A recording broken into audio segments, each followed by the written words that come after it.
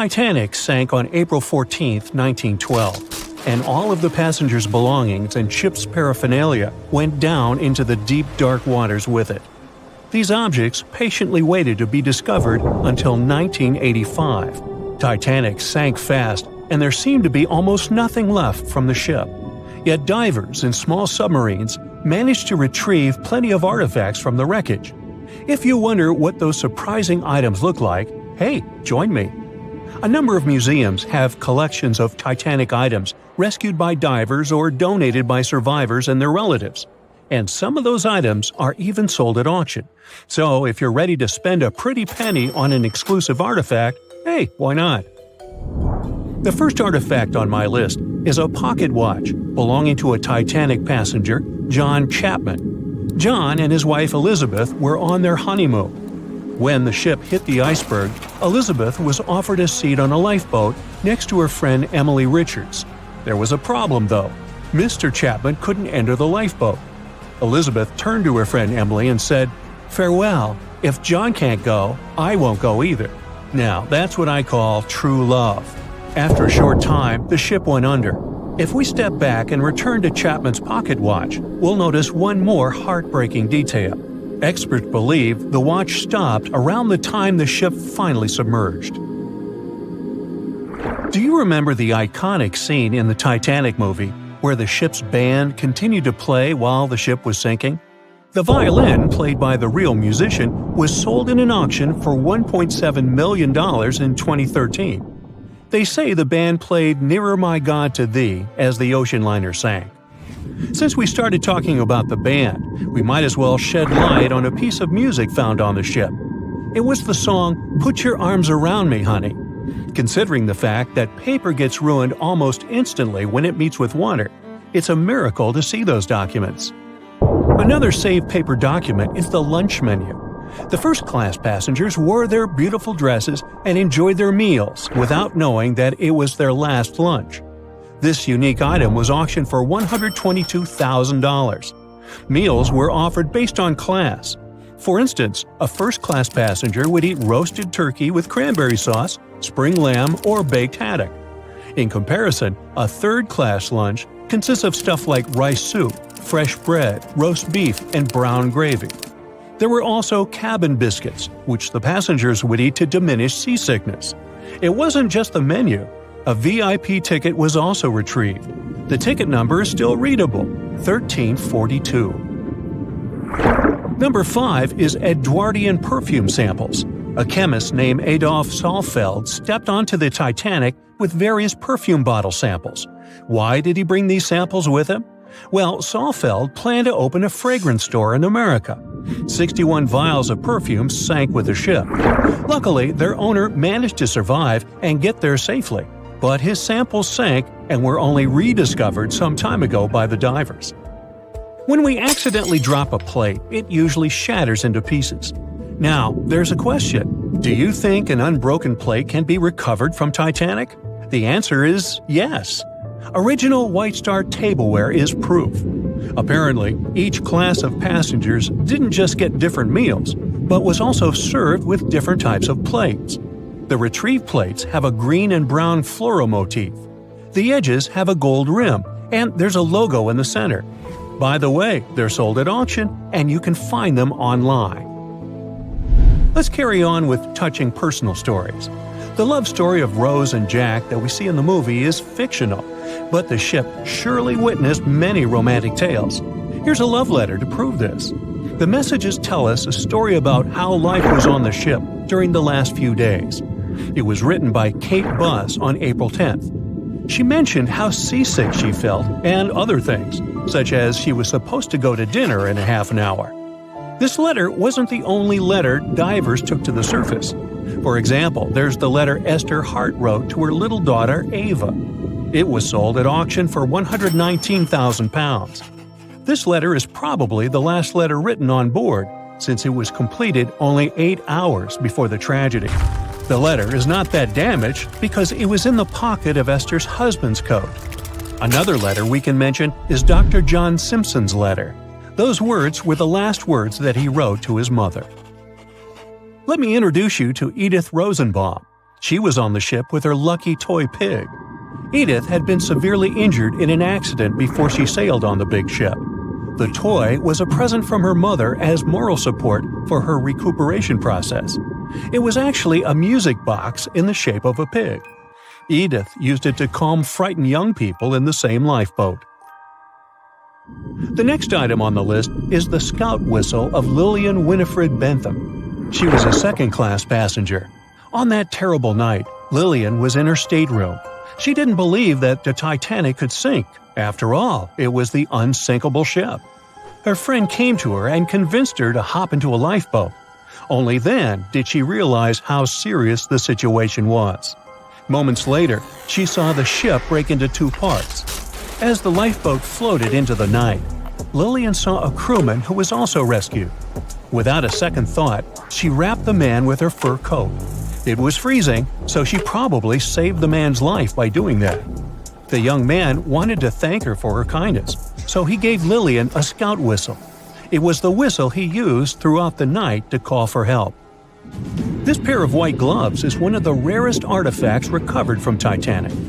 These cotton gloves belong to a gentleman. The owner's identity is unknown. Fabric can't last underwater for decades, but these gloves look fine, and you can still see the fine detailing and elegance. An alarm bell has also been found. Yes, that's the famous bell, the one that rang to warn people about the iceberg. Frederick Fleet and Reginald Lee were on lookout duty the night of the accident. Both of them survived. Fleet was the one who saw the iceberg before the ship struck it. What's ironic is that Fleet and Lee didn't have access to binoculars. They were stored in a locker in the crow's nest, but the key to the locker was in the pocket of a crew member who was reassigned to another ship at the last minute and didn't leave the key. They could have seen the iceberg sooner if they had had pairs of binoculars. If they had had it, the Titanic could have gotten out of the way.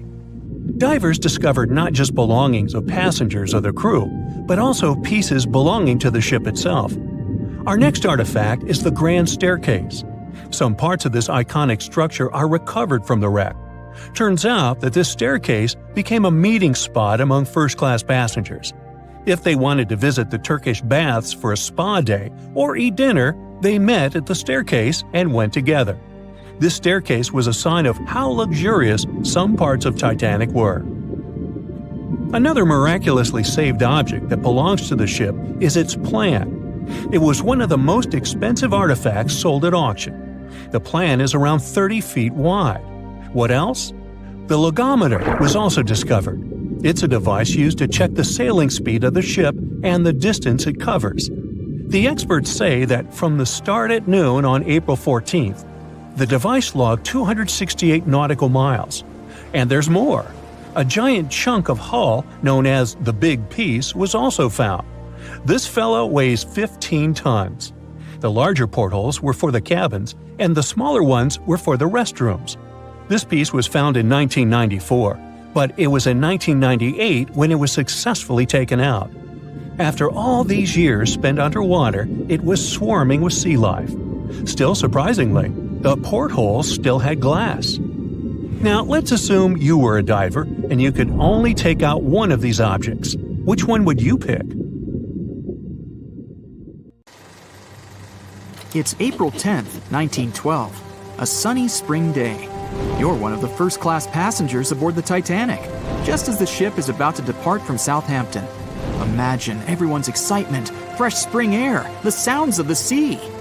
You're strolling along the highest deck of the Titanic when you notice several lifeboats. As you start counting the boats, you recall the ship's capacity. It's just over 3,000 people. Wait, but are there enough lifeboats for everyone aboard? Let's look into the numbers. The Titanic could carry a needed total of 64 lifeboats, a number which could have easily helped to save all the passengers on board. Chief designer Alexander Carlisle planned to equip the ship with 48 lifeboats, but the Titanic ended up with a mere 20. The fact that this number of lifeboats wasn't enough for all the passengers was not illegal at the time. This was because the number of lifeboats required was calculated based on the tonnage of a ship, not her passenger capacity. Speaking of the Titanic, This number of boats was chosen for aesthetic reasons, to make the decks look less crowded to the ship's elite and high-class passengers. After the final decision on the lifeboats was taken, Carlyle quit his job. Passengers' strolls on the Titanic's decks were pleasing to the eye, but were they worth it in the end? In 2012, a century after the wreck, new documents related to the scandalous lack of lifeboats were uncovered. It appears that a safety inspector named Maurice Clark proposed the addition of at least 10 more lifeboats, 5 hours before the ship was supposed to set sail. But since the ship's owners clearly wanted to leave on time, his plea was overlooked. He was also warned that unless he kept this secret, he would be fired. In retrospect, had the owners followed his advice, an estimated 700 more people might have survived that night. The 20 lifeboats you counted, those that actually made it on board, could have carried only a third of the passengers, even at their full capacity. But tragically, some of them were launched with as few as 12 people, when they could have easily saved up to 65 people each. To add to the disaster, the Titanic's crew members were not properly trained on using the lifeboat launching equipment. That's why the boats were launched slowly, improperly, and sometimes without the right supervision. Out of the 20 lifeboats, only 18 were set afloat correctly. Also, passengers were not informed about safety measures. A lifeboat drill should have taken place on the 14th of April, but the captain eventually canceled the event. One of the many myths surrounding the Titanic and its catastrophic ending is also related to the lack of the necessary number of lifeboats. There was no maritime law at the time that said women and children should get into lifeboats first. But it was a universally accepted custom in such types of situations as a shipwreck. Shortly after the Titanic had sunk in the icy Atlantic waters, rumors started to spread. It was said that some desperate men had resorted to dressing up as women in those final moments before midnight on April 14, 1912. They wanted to get a spot on the lifeboats and have a chance to save their lives. At the same time, there's little to no evidence that any of the male passengers of the Titanic had actually done this. In any case, what happened to those 20 lifeboats that were on board the Titanic after the ship hit the iceberg?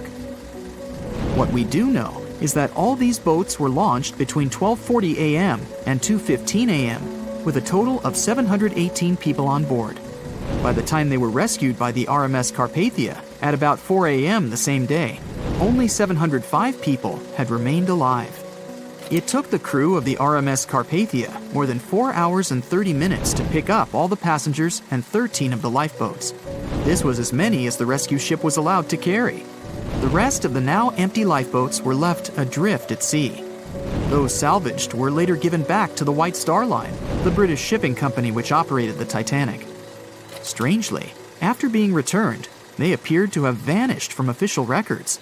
The last image ever taken of the 13 surviving lifeboats was of them getting unloaded in the New York harbor. Sadly, and ironically, that's where the Titanic was supposed to be on April 18, 1912. The lifeboats were then rid of their Titanic nameplates or any other markings that could have linked them to the ship. Some sources claim that the boats were eventually destroyed. But was this actually the truth? The fate of one particular lifeboat has been the source of much debate. Collapsible Boat A, the last one to leave the ship, was retrieved by the RMS Oceanic a month after the crash. At that time, it was a shocking 200 miles away from the spot where the Titanic had sunk. Also, in the boat, there was a wedding band engraved with the words "Edward to Gerda," a sad omen to a couple that were lost at sea after managing to escape the sinking Titanic. Later identified as Edward and Gerda Lindell, the couple was traveling from Sweden to the U.S. to relocate. Some accounts claimed that Mr. Lindell did, in fact, make it to Collapsible Boat A, but his wife wasn't as lucky. Neither were ever seen again, and the wedding band was eventually sent to Gerda's father. The recovery of Collapsible Boat A was recorded in both photographs taken by the crew on board the RMS Oceanic and by a detailed handwritten account of a fellow passenger. They claimed that the lifeboat had looked more like a piece of wood carried by the waves than an actual boat. The first lifeboat to depart from the Titanic was Lifeboat Number 7. It was dubbed the Millionaire Lifeboat. It's rumored that the 12 passengers on board might have bribed the crew to row away to safety instead of allowing others to jump in. In 2015, some of the items recovered from this lifeboat, including a lunch menu, a ticket, and a letter from one of the passengers, were auctioned for up to $70,000 by a New York auctioneer. Soon after the Titanic catastrophe, it became mandatory for all ships to be equipped with enough lifeboats to carry all the passengers and crew. It's more likely that the Titanic lifeboats, being relatively new equipment at the time, were refitted to be used on other ships, such as the RMS Olympic, which was the Titanic's older sister. Some of them may have been sold off to private collections, or even left to rot. After all, they were seen as a source of bad luck, and most people were unwilling to use them again on other ships. Unfortunately, all the information about their whereabouts is hard to confirm now. No official statement from the owners of the lifeboats was ever given after their rescue. But although nothing appears to have remained of the original lifeboats, some full-sized replicas exist on display in museums in Falmouth, England, and Belfast, Northern Ireland. One of the few surviving White Star Line lifeboats did not, in fact, belong to the Titanic, but it did have a striking connection to the cursed ship. This boat is the restored Lifeboat 6 from the RMS Oceanic, which helped to recover Titanic's collapsible Lifeboat C. It was said to be owned by a private collector, but similar to the Titanic's lifeboats, we don't know anything about its location today. As for the nameplates and other identification marks of the lifeboats, the White Star Line seems to have kept them. Because some of these items were later auctioned and sold to interested collectors, even Rick Springfield supposedly got hold of one of the nameplates. One particular nameplate was already missing by the time the White Star Line employees had reached the lifeboats. It was the nameplate of Lifeboat Number 8, which had been taken by a sailor named Thomas Jones. He later gifted it to another Titanic survivor, the Countess of Rothes, along with a letter acknowledging the bond they formed on the night of the shipwreck. You can find other similar items on display in different museums, such as Larne Museum and Arts Centre in Northern Ireland, or Worcester City Art Gallery and Museum. To be fair, some experts claim that even if there had been more lifeboats on board the Titanic, there simply might not have been enough time to launch them all. That's how severe the impact was. Many researchers say that everything was happening so rapidly after the ship had hit the iceberg that it's astonishing that so many passengers managed to survive.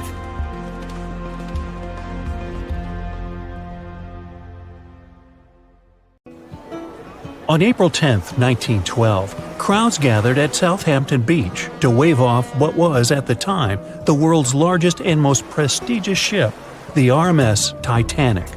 The cost of the most expensive first-class parlor ticket was $4,350.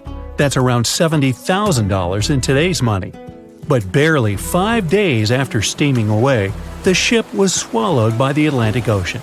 So let's rewind and go back to what actually happened on that fateful night. The captain wanted to set a speed record for the ship's maiden voyage and arrive early. The ship was deemed unsinkable, so he went full throttle into the dark Arctic waters.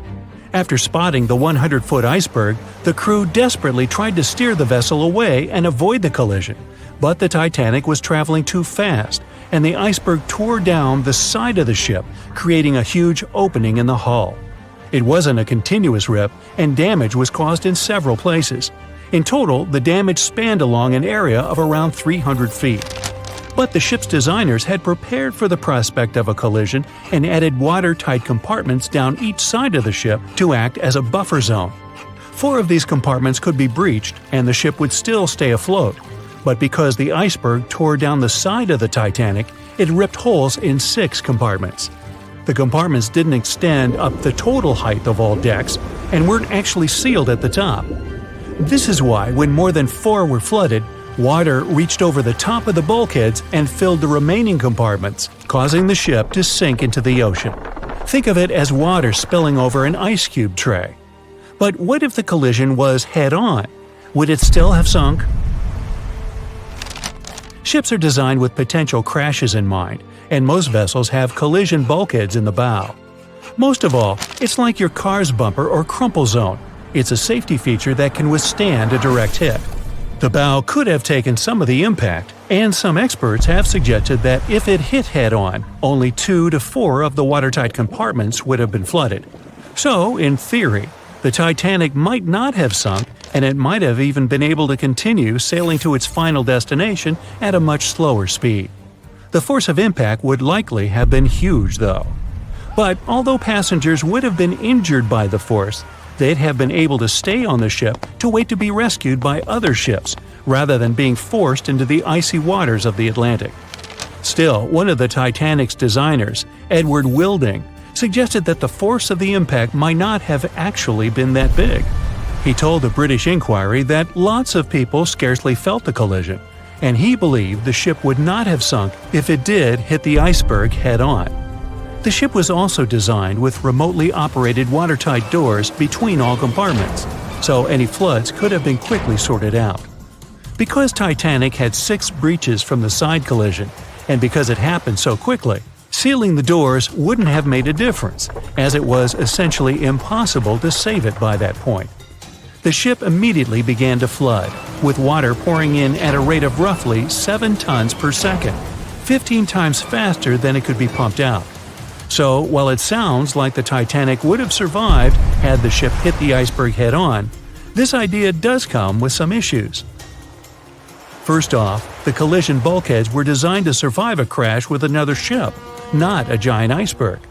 If 2 ships collided, both would absorb some of the impact in their bulkheads, sharing the impact and likely staying afloat. But an iceberg is stationary, meaning that Titanic would absorb most of the energy from the collision. If Titanic hit head first, because of the speed it was traveling, the impact would have likely traveled down the whole body of the ship. Just imagine a 46,000-ton ship traveling at around 20 knots. At some point, it hits an iceberg that weighs what could be over 100,000 tons. This collision would likely create a powerful force causing massive damage to the vessel. It is likely that seams would split, staircases would come tumbling down, and rivets would burst open across the ship. All that would have potentially flooded even more compartments. This could have caused Titanic to sink in a matter of minutes rather than hours. But that's just the tip of the iceberg. As we all know, the biggest part of it is hidden underwater. So if Titanic had been traveling head-on, it's likely it would have hit the part of the iceberg below the water first, which would send it veering off course. Hitting an iceberg is not like hitting a brick wall. In this case, the ice under the water would have torn open the bottom of the ship and caused damage to the sides. Icebergs also aren't flat, solid objects. If a flat collision happened, the ship might have stayed afloat, but icebergs come in many shapes and sizes, from domes to wedges. Studies have also been done on the steel used to produce Titanic, and the tests show the metal was about 10 times more brittle than the steel we use today. The ship was built before we understood the effects of low temperature on steel. The old steel used to make the vessel would not bend when faced with freezing temperatures, but break. Recovered pieces of Titanic's hull plates show that the hull just shattered on impact. Hitting head-on would also cause a very severe and abrupt stop, so even if the ship hadn't sunk, there would still have been major issues. Think about when you suddenly hit the brakes on your car, or when the bus stops while you're walking down the aisle and you get flung forward. Passengers would have been thrown across the ship, and because the crash happened at night, most people were sleeping, so wouldn't be able to effectively prepare for any sort of impact. This would result in injuries for most people on board. It would be especially bad for those at the front of the ship, where the accommodation for the off-duty firefighters, greasers, and engineers was. But while passengers and off-duty crew may have been thrown out of bed, there would be a lot more survivors than in the original scenario. Many ships have had head-on collisions and made it back to shore. Not many people know that Titanic actually had 2 sister ships. The White Star Line, the company that built Titanic, also built vessels called Britannic and Olympic. Captained by Edward J. Smith, who would later helm Titanic, the Olympic set off on its maiden voyage in June 1911. But much like for its sister ship, disaster was just around the corner. On its 5th commercial voyage, Olympic collided with a Royal Navy ship, HMS Hawke. While the Olympic received damage to its side, Hawke crashed into the other vessel head-on. The bow of the Hawk was completely crushed by the collision, but because the ship had watertight compartments, it managed to survive the impact and later returned to shore for repair. Another study case is the SS Andrea Doria, which was an Italian ocean liner that made global headlines in 1956. Like the Titanic, the Andrea Doria was heading for New York City on its 101st voyage when disaster struck. On July 25th, the vessel collided with the 524-foot Swedish passenger liner Stockholm. The Stockholm hit the ship head-on, but the point of impact for the Andrea Doria was on its side. The front of the Stockholm was completely smashed, but because the impact was on its hull, it managed to survive. The Andrea Doria, however, sadly sank due to the collision being on the side of the ship. So these cases could suggest that maybe the Titanic would have survived had it hit the iceberg head-on. But we have to remember that the Titanic hit the thing full speed, whereas both the Olympic and the Andrea Doria were traveling slower. The lookout shouts, "Iceberg right ahead!" The Titanic strikes the ice. Water starts flooding in. Third-class passengers are locked up. There aren't enough lifeboats for everyone. Panic sets in. Violins are playing. The ship sinks. Well, we all know the story of the movie Titanic like the back of our hand by now. But what if I told you that Hollywood lied to us? To tell the real story of what happened that freezing night in 1912, we need to rewind a bit. The lookout shouts, "Iceberg right ahead!" Yep, that part was true. Just before 11:40 at night, Frederick Fleet noticed something darker than the sea directly ahead. As the ship got closer, he realized it was an iceberg. The engines were quickly reversed and the ship turned sharply. Instead of hitting it head-on, Titanic scraped along the side of the berg, sprinkling ice on the forward deck. If you remember, in the movie, Jack and Rose are having a romantic moment when they feel the ship shudder after hitting the iceberg. Everything shakes as if they were in the middle of a light earthquake. Some real-life passengers reported feeling something similar after the impact, but according to Titanic survivor Frank Prentice, it wasn't exactly like that. He said there was no impact as such, and it all felt more like slamming on your car brakes. The ship stopped, and that was that. Some people even slept right through the collision, confirming that there wasn't such an abrupt impact. Mr. Prentice, curious about what had happened, left his cabin and went out to the deck. When he got there, all he could see was a little ice on the surface, not the towering iceberg that Jack and Rose saw. But as we all know by now, the real damage happened below the waterline, where the iceberg had a jagged spur that slashed a 300-foot gash in Titanic's hull. Once the crew realized how severe the damage was, they immediately began sending distress calls to nearby ships, asking for help. At some point in the movie, the radio operator goes to the captain and says there is only one ship nearby, the RMS Carpathia, which later ends up rescuing many passengers. But in real life, there were more ships around. It's believed that the SS Californian was only about 23 miles away. This ship might have actually seen the Titanic sinking, or at the very least, seen its rockets exploding high in the sky. Yet, for reasons we will never fully understand, they didn't try to help. Let's get back to the story. Now, people need to get off the ship. At 12:45, lifeboat number 7 was the first to be lowered. Just like in the movie, women and children were told to go first. But in reality, some women were hesitant and even refused to get into the lifeboats. Mr. Prentice said this happened mainly for two reasons. First, these lifeboats were high and passengers were terrified of the 70-foot drop from the deck to the ocean below. And second, most women didn't believe the Titanic would actually sink. It was called unsinkable after all. So the idea of getting into a lifeboat seemed pointless at the time. This mindset probably explains why Eloise Smith, a first-class passenger, recalled that there was no panic or chaos at first. Other survivors backed this up, saying that no women or kids were crying. But one thing that was indeed concerning, at least for the crew, was the possibility that the lifeboats might buckle under too much weight. This is one of the theories why the first few lifeboats left carrying only a fraction of their full capacity. Like lifeboat number 7, which only carried 27 people in it, even though it could hold up to 65.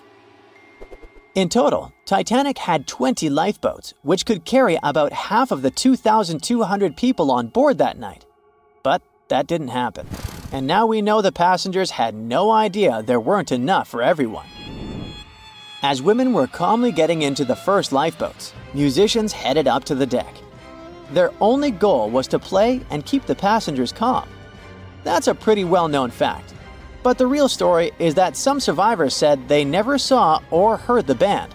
No violinists whatsoever. It's not like Hollywood misled you though. The musicians did play for over 2 hours after the ship had hit the iceberg. So maybe these passengers were just too panicked to notice the songs, or the musicians started playing later than we think. Now it's time to talk about the terrible treatment that third-class passengers received. The movie portrayed the crew as cruel, locking the less fortunate below deck like animals, giving them no chance to reach the lifeboats and save their lives.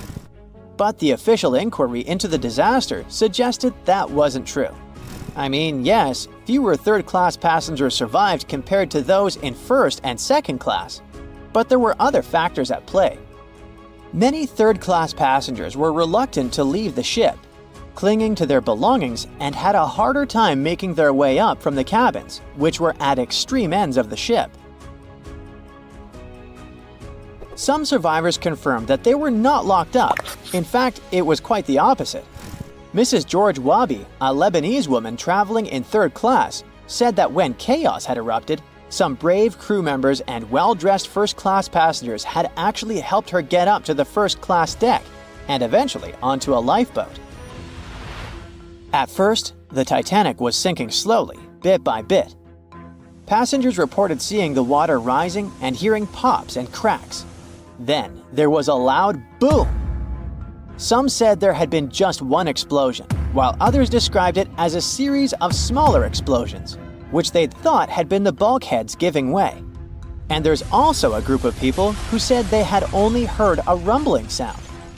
So not everyone agreed on the sound they had heard, but one thing is a fact. By 2:18 in the morning, the lights on Titanic went out, and the ship plunged into complete darkness. As the bow continued sinking, the stern rose out of the water, putting immense pressure on the middle of the ship. This caused the Titanic to break in two.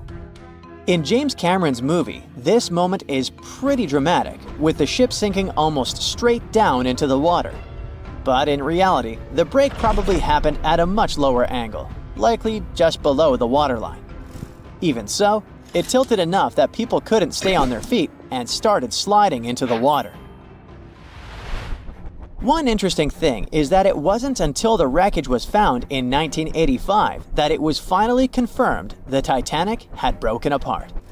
Up until then, survivors had given conflicting stories. At least 8 survivors claimed they had seen the ship split. Emily Ryerson, a first-class passenger, described it as if the Titanic had been sliced in half with a knife. But there was also a small number of witnesses that insisted Titanic had gone down intact. At the time, this theory was more accepted because most people still didn't believe that the supposedly indestructible ship could break in half. So why the conflicting reports? Okay, so what you don't see in the movies, for obvious reasons, is how incredibly dark it was when the tragedy happened. It was like being in a room with no light, where you can only make out shapes and shadows. That's what it was like on the lifeboats. This means passengers couldn't really see what was happening, and most of those who were close to the ship either lost their lives or were too focused on trying to survive to pay attention to the details of the wreck. Although James Cameron's film didn't fully capture how terrifyingly dark the disaster truly was, the 2012 TV series Titanic did a better job of showing the pitch-black horror of that night. Even then, the reality was much darker and more terrifying than either of these two productions could portray. April 14, 1912. A cold evening somewhere in the North Atlantic. On board the most modern and unsinkable ship, the Titanic, a dinner is held. Two well-dressed men are sitting at one of the tables. One of them is a famous British journalist. He tells his interlocutor an interesting and at the same time terrible story. It all started about 1000 BCE in ancient Egypt. At that time, one woman was born in the city of Thebes.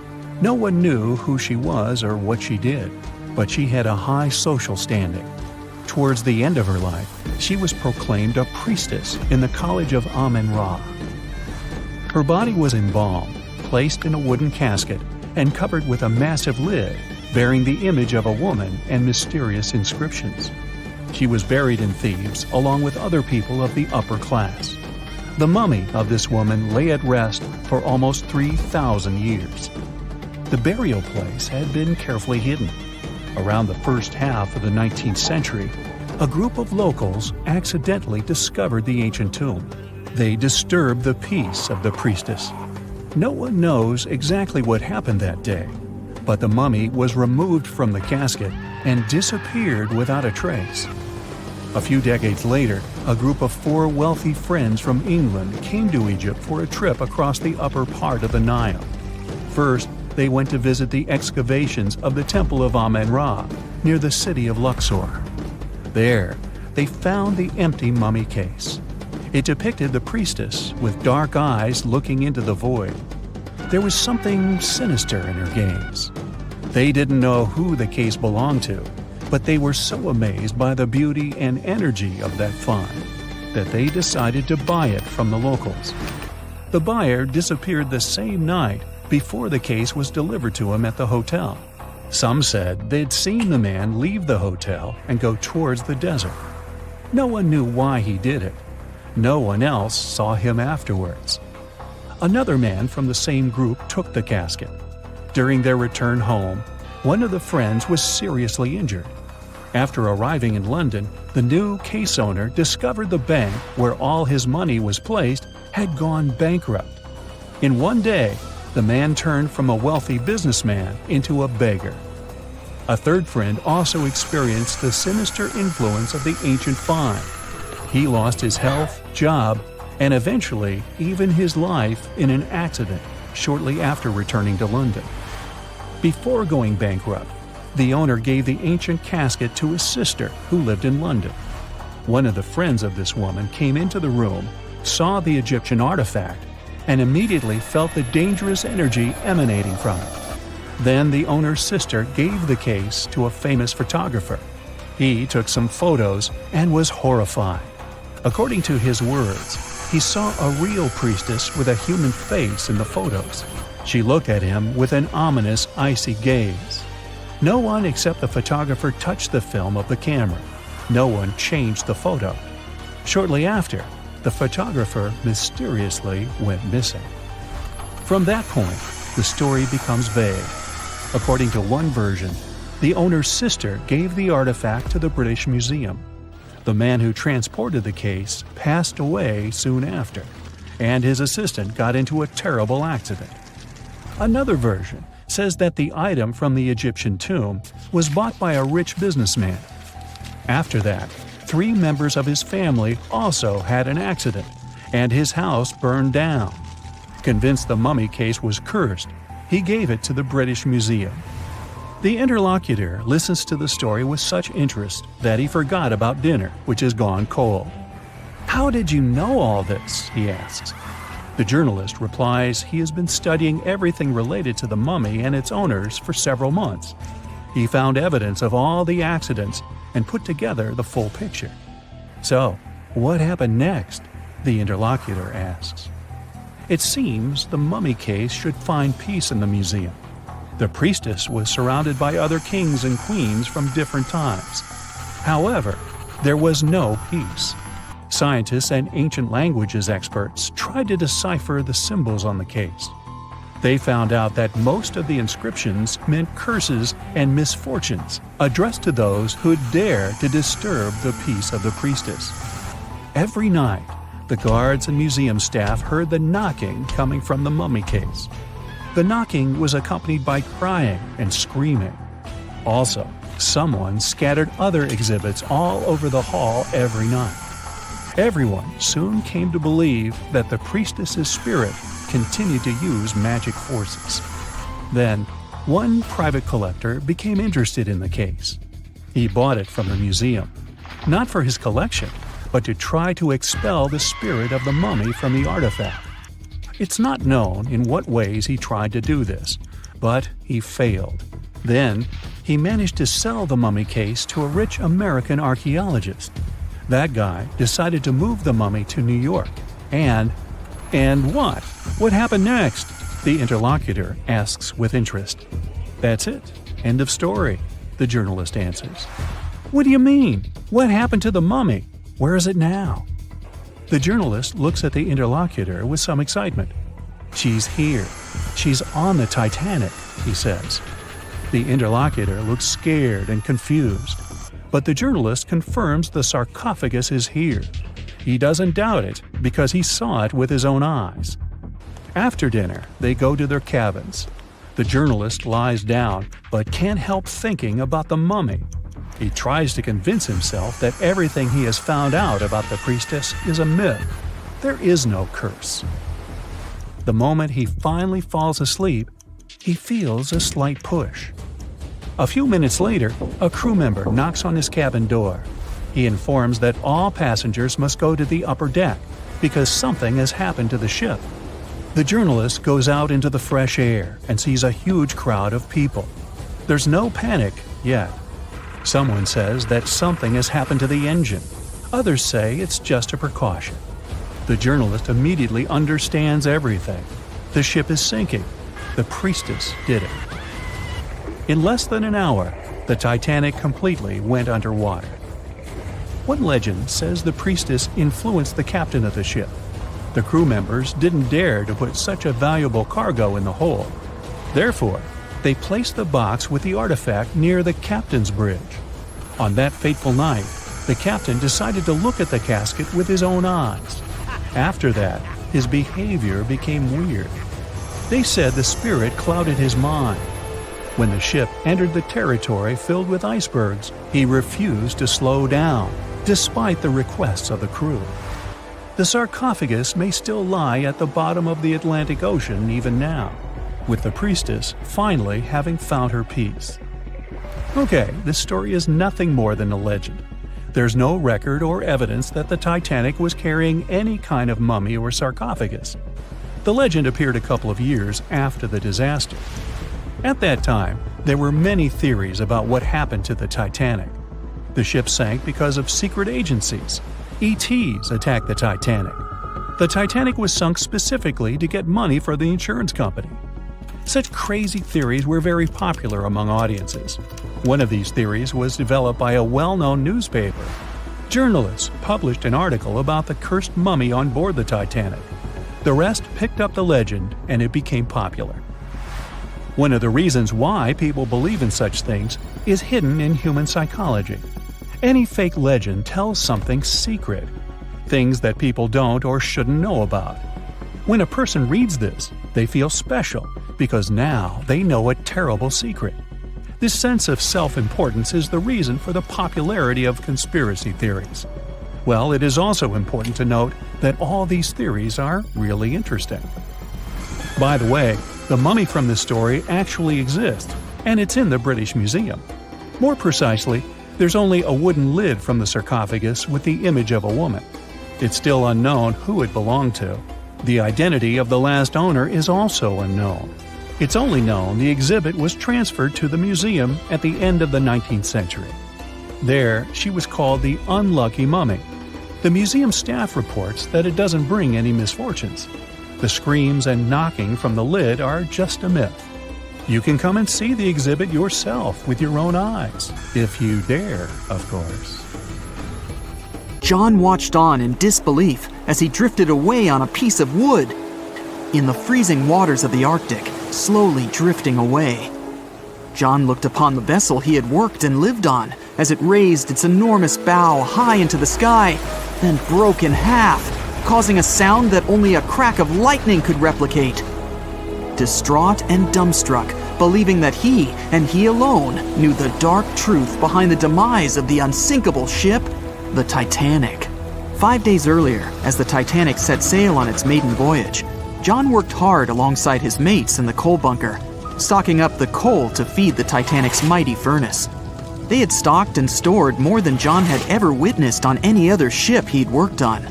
But this was the Titanic, the grandest ship to have ever sailed the seas.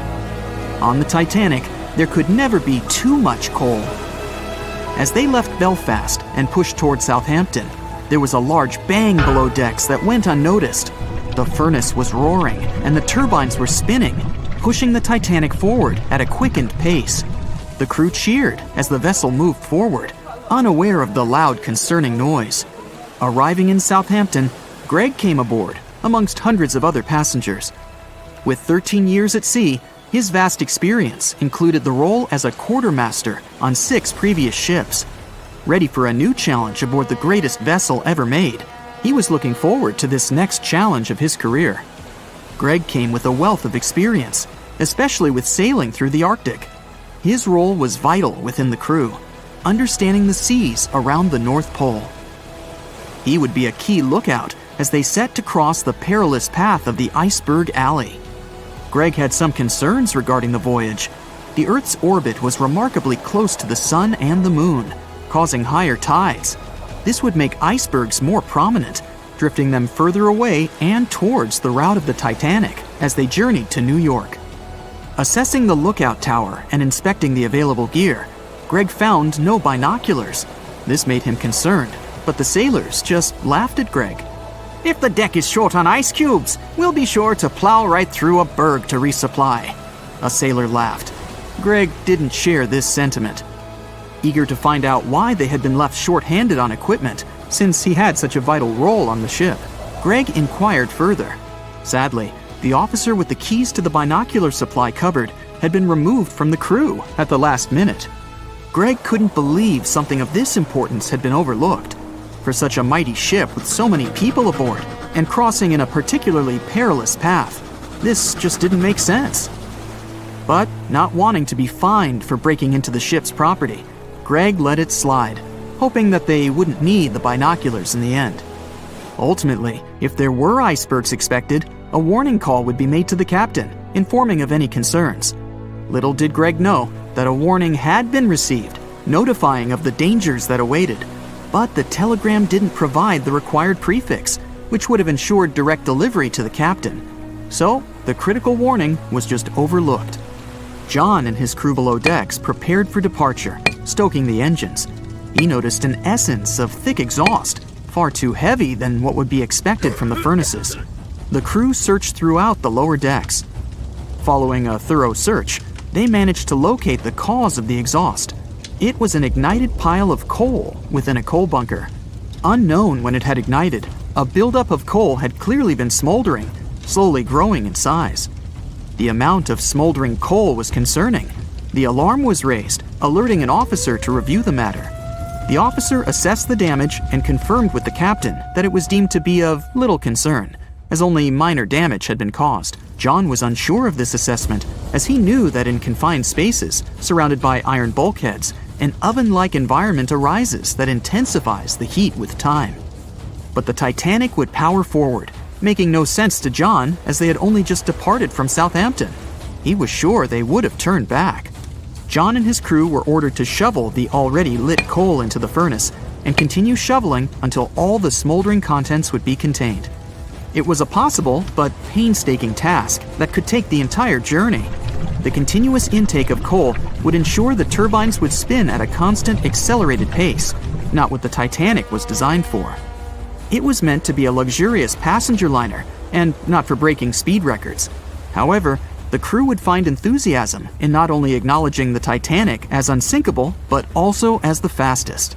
John and his crew continued to shovel the coal into the furnace for several days. The temperature within the bow was becoming hotter every day. The bulkhead's contained heat was so severe that it became weak at the seams in the iron walls and rivets. "2 more days, lads, just 2 more days!" John was laughing, trying to raise the spirits of his mates as they were working tirelessly. But as they were all laughing, joking, and looking forward to dry land, they unknowingly approached their final destination. The Titanic was speeding through the calm sea. Greg looked ahead, above in the lookout tower, keeping a keen eye out as they were in iceberg territory now. Even though the way seemed clear, false horizons could occur, creating confusion about how far objects in the distance truly were. As they were traveling in the Gulf Stream waters into the colder Labrador Current, air columns cooled from the bottom upwards, creating a thermal inversion. This incredibly high air pressure ensured fog wasn't present, providing a deceptively clear outlook. But the thermal inversion can also create optical illusions, showing the horizon further away, appearing higher in the distance, or masking whatever objects that could come before it. These false horizons could easily hide any icebergs that could be approaching. Greg knew the perils of a calm sea in the Arctic, preferring the rough waters, where it's easier to detect icebergs within waves. Peering from the lookout, Greg was looking towards the dark abyss ahead. Suddenly, within 1 mile directly in front, a formidable image quickly emerged from the dark waters surrounding. "Iceberg, right ahead!" Greg yelled to his mate, who quickly called to the helm and directed them to steer hard to starboard. The helmsman received the call. In the heat of the moment, he turned the wheel counterclockwise. He then realized he'd turned the wheel the wrong way and quickly went in the opposite direction. The ship aimed towards the iceberg, veering to the port side whilst reducing speed. Although there was a delay in turning the wheel, since there was a short distance from the signal and the fast pace that they sailed at, it may not have made a difference. As they approached the iceberg, it appeared as though they'd miss it, but over 87% of an iceberg is underwater.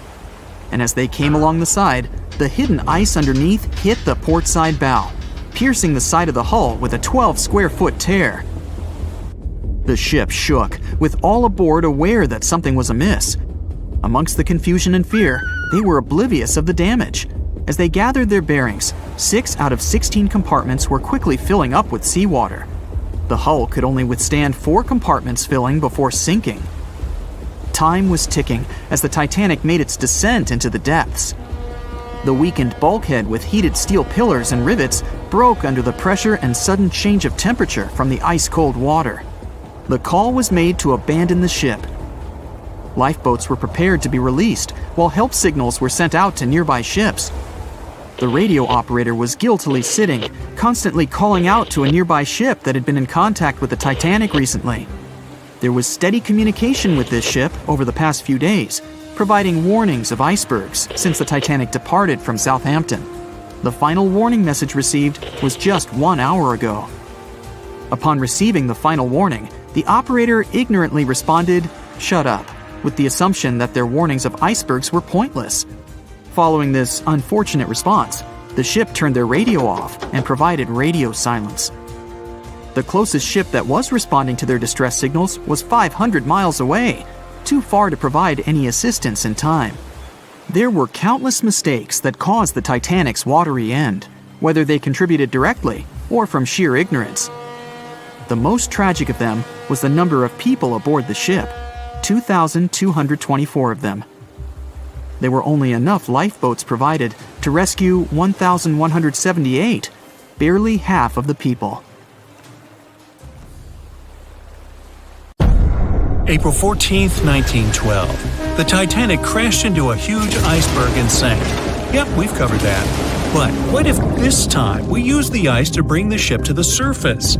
This requires several thousand feet of wire mesh and a lot of liquid nitrogen. Our goal is to put the Titanic in a huge block of ice that will raise the ship to the surface. Now to do this, you need to wrap the wreck in a wire mesh and cover it with liquid nitrogen. The first problem you face is the inability to wrap the ship completely. You need to somehow lift the ship a little to put the mesh under it. Let's say that by some miracle you manage to do so. Next, you need to transport hundreds of large tanks of liquid nitrogen. You're underwater, opening the tanks, and it's so cold that the icy water of the Atlantic Ocean looks like it's boiling. The nitrogen just sizzles, dissipates, and certainly doesn't create a block of ice around the mesh. Alright, new attempt. Raise the Titanic with the help of huge magnets. For this, you need a large cruiser and some powerful magnets. You attach thick cables to the magnets and lower them to the bottom. Bright projectors illuminate the black ocean depths. Parts of the wreck are visible. The magnets descend lower and cling to the iron hull of the ship. The cruiser pulls the cables and magnets up. Some of them detach from the Titanic as the iron surface is covered with reefs and corals. Some parts of the wreck break away from the ship and rise. The power of the cruiser is not enough. One of the cables is torn. Not only the weight of the individual parts of the Titanic, but also the colossal water pressure interferes with the operation. The sunken ship can't be raised completely, only its small parts.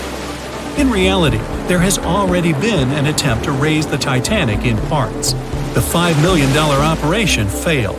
Nylon slings were attached to a large part of the wreck. The other ends of the slings were connected to the diesel engines. For the entire operation, they used a mini submarine. A piece of the Titanic weighing 21 tons was pulled up, but one of the slings broke because of the strong water pressure. Then, one by one, the other cables began to snap, and a huge piece fell back to the seafloor. By this time, all the participants of the rescue operation had run out of food supplies, and it was far from the nearest shore, so they decided not to make a second attempt. A book was written and a movie was made about how the Titanic was lifted with compressed air. In reality, no one even attempted this operation. To do this, you'd need several hundred large cylinders of compressed air. At first, you install them inside the Titanic's hull and wait for them to pull the ship to the surface. As soon as you lower the cylinders under the water, they immediately float upwards. This greatly complicates the operation. You need to fasten the cylinders with cables and pull them down to the bottom using a powerful submarine, or better yet, several of them. Because of the high pressure, the cylinders might burst. In this case, the blast wave would hit other cylinders and provoke a catastrophe. Too expensive and unsafe. The most expensive and complex plan to raise the Titanic is probably the one where scientists somehow extract hydrogen and oxygen from the ocean water. Then, these extracted elements must fill special containers. Those containers are attached to the ship, and the Titanic would rise to the surface. Even if you extract oxygen and hydrogen from millions of tons of water, the rest of the ocean water will replace it. A machine that will be capable of such filtering should cost billions of dollars. Or you can come up with a chemical element that will use a chain reaction to purify all the water. In this case, the entire world ocean will be left without vital oxygen. Someone once suggested blowing up the Titanic. You'd need to lower several boxes of dynamite to the ocean floor. The boxes must be completely sealed to prevent the dynamite from getting wet. Next, you need to run several miles of wire conducting an electrical current to them. Once all this is done, you sail to a safe distance. Now, you're going to press the button to pass the current through the wire and activate the dynamite. 3, 2, 1, stop! Why would you do this? Even if it works, the wreckage of the Titanic will be scattered in all directions on the seabed. It will be impossible to lift the Titanic from the ocean. Imagine a huge hook that can fetch the Titanic and lift it from the bottom like a fish. This hook must be huge to pick up a sunken ship. Let's say you created it. Next, you're on a huge cruiser, sailing up to the crash site and lowering the hook down like an anchor.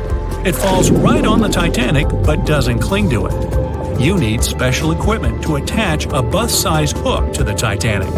It would include a huge submarine with mechanical arms. To build such a device and make it work under enormous pressure is already next to impossible. But let's say you finally managed to hook the Titanic. It's then you realize the cruiser doesn't have enough power to lift the ship, weighing more than 50 tons, and the hook that adds about 10 tons more. To complete your task, you'll need a few more cruisers and a few extra $1 million. Once hot wax cools, it hardens and floats on the water surface. What if we deliver it to the ocean floor and pour it inside the Titanic? This may work, given that wax is not an expensive material. So, you melt the wax, pour it into strong tanks, and pull them to the bottom with the help of a submarine. The tanks can withstand enormous pressure, and the submarine has enough power to lower the wax to such a depth. The containers are placed inside the Titanic. Through a remote control, you open the containers, but the wax doesn't pour out. The deeper you go, the colder the water gets. While you were delivering the containers to the ship, the wax was cooling down and getting solid inside. Several containers are pressed against the top of the ship, but it's not enough to lift the Titanic. Other containers simply float away to the surface. And even if the containers were thermostatic and kept hot inside all the time, once released, the wax would solidify in an instant. There would just be no time for it to spread and cover the Titanic from within, so it would just float up as well. Alright, you fill several large and sturdy bags with Vaseline. This substance acts just like wax in the cold. It gets solid and floats. You want to put bags all over the Titanic and just wait for the Vaseline to bring it up. You load the bags into the submarine and descend to the ocean floor. Some parts of the ship can't be reached because of the clinging corals. You decide to unload all the bags in one place, but as soon as you take Vaseline out of the submarine, the bags tear due to the strong pressure. Solid pieces of Vaseline float up, pushed by the water. Mission failed. The craziest idea is to fill the Titanic with millions of ping pong balls. Small plastic balls filled with air should push the ship to the surface. But as soon as you start to lower them to the bottom, the plastic immediately flattens and all the air from the balls pops out. You can deliver the balls inside a submarine, but once you put them inside the Titanic, the pressure will crush them again. Also, you can create balls made from strong ultralight material and fill them with air. In this case, you will need much more money. As soon as you put the balls inside the ship, some of them will immediately slip through the holes in the ship, and the remaining ones won't be enough to lift the wreck weighing more than 50 tons from the bottom. Well, to study the Titanic, you don't need to go down to the ocean floor. On the internet, you can find a detailed 3D map that shows the wreck site, as well as the ship itself on the seabed. To get a realistic picture of the Titanic, researchers used sonar technologies and underwater robots, which took more than 10,000 pictures of the sunken ship. So, what do you think? Leave it alone? Yeah, me too. The cause of the Titanic crash was an iceberg, or so we've always been told. But new research has come to light that debunks this theory. On April 15, 1915, Titanic, the biggest ship of its time, completely disappeared under the ice-cold surface of the Atlantic Ocean. It's hard to believe that such a massive and expensive creation could be destroyed by one simple iceberg, right? Well, recent findings suggest that the real cause of the disaster was a fire, not an iceberg. For over 3 decades, journalist Sinan Maloney has dedicated himself to studying the sinking of the Titanic.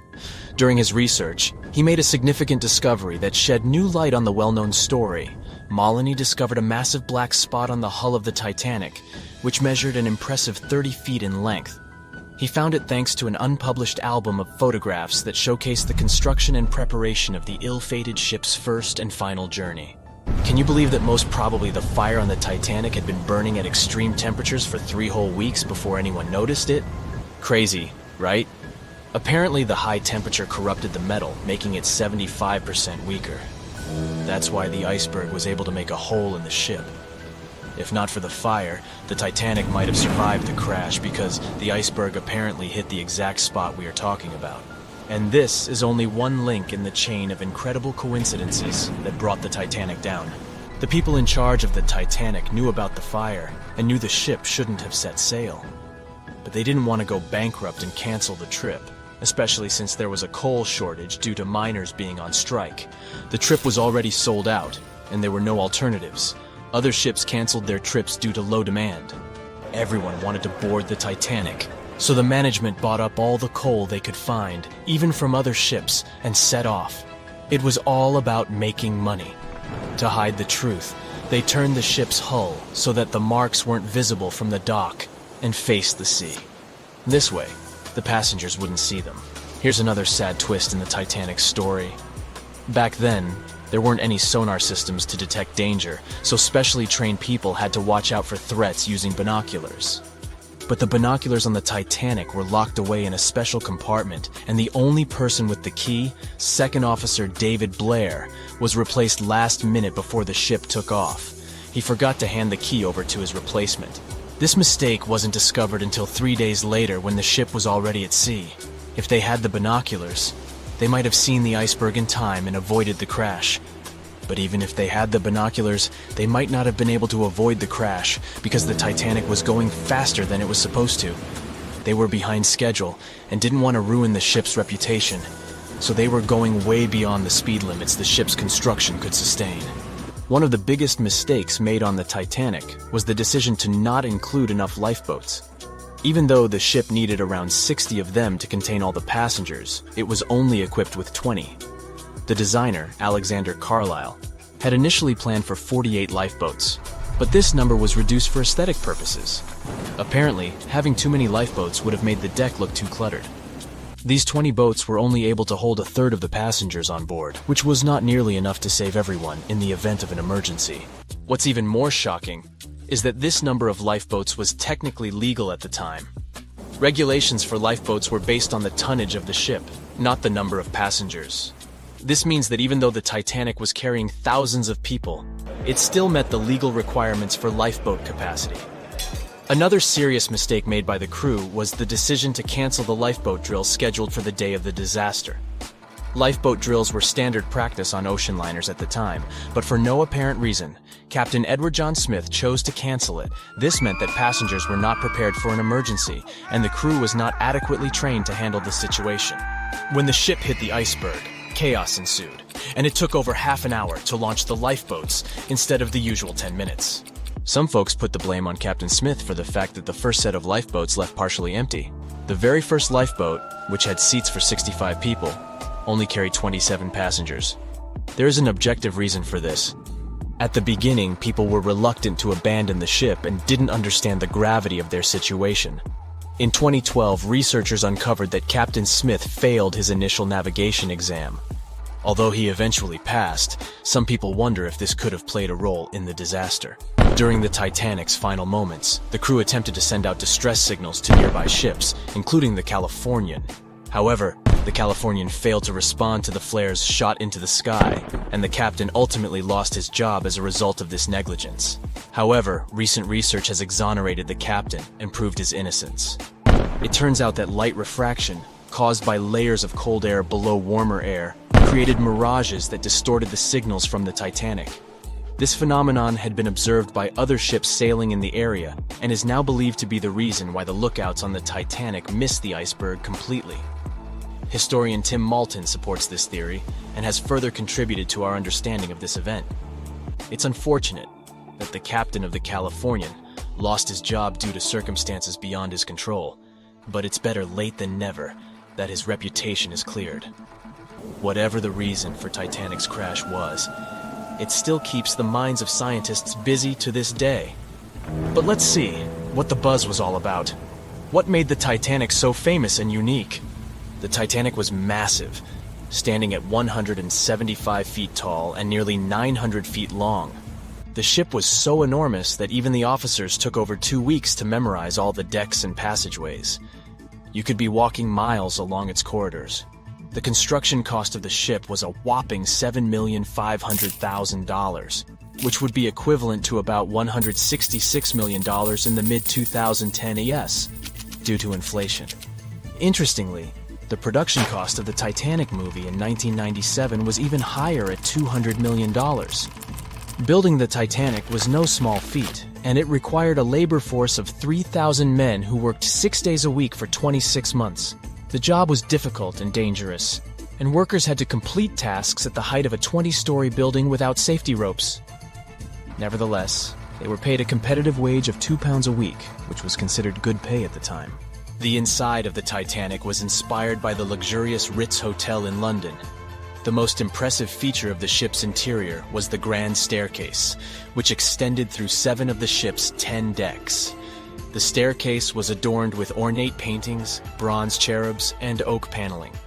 The first-class passengers had access to an impressive array of facilities, including a heated swimming pool, Turkish bath, gym, squash court, beauty salon, and even a stylist to help them prepare for dinner.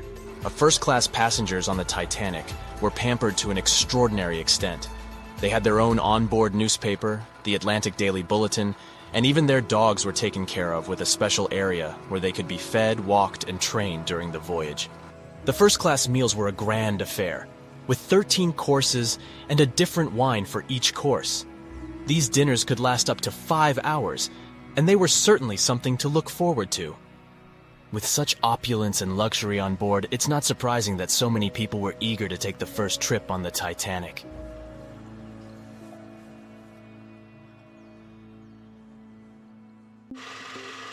We know Titanic from so many stories, even a movie, but now we have its first full-sized digital scan. And nope, it's not like those models from before, where we mostly imagined what the ship was supposed to be like. This time we got a real digital scan.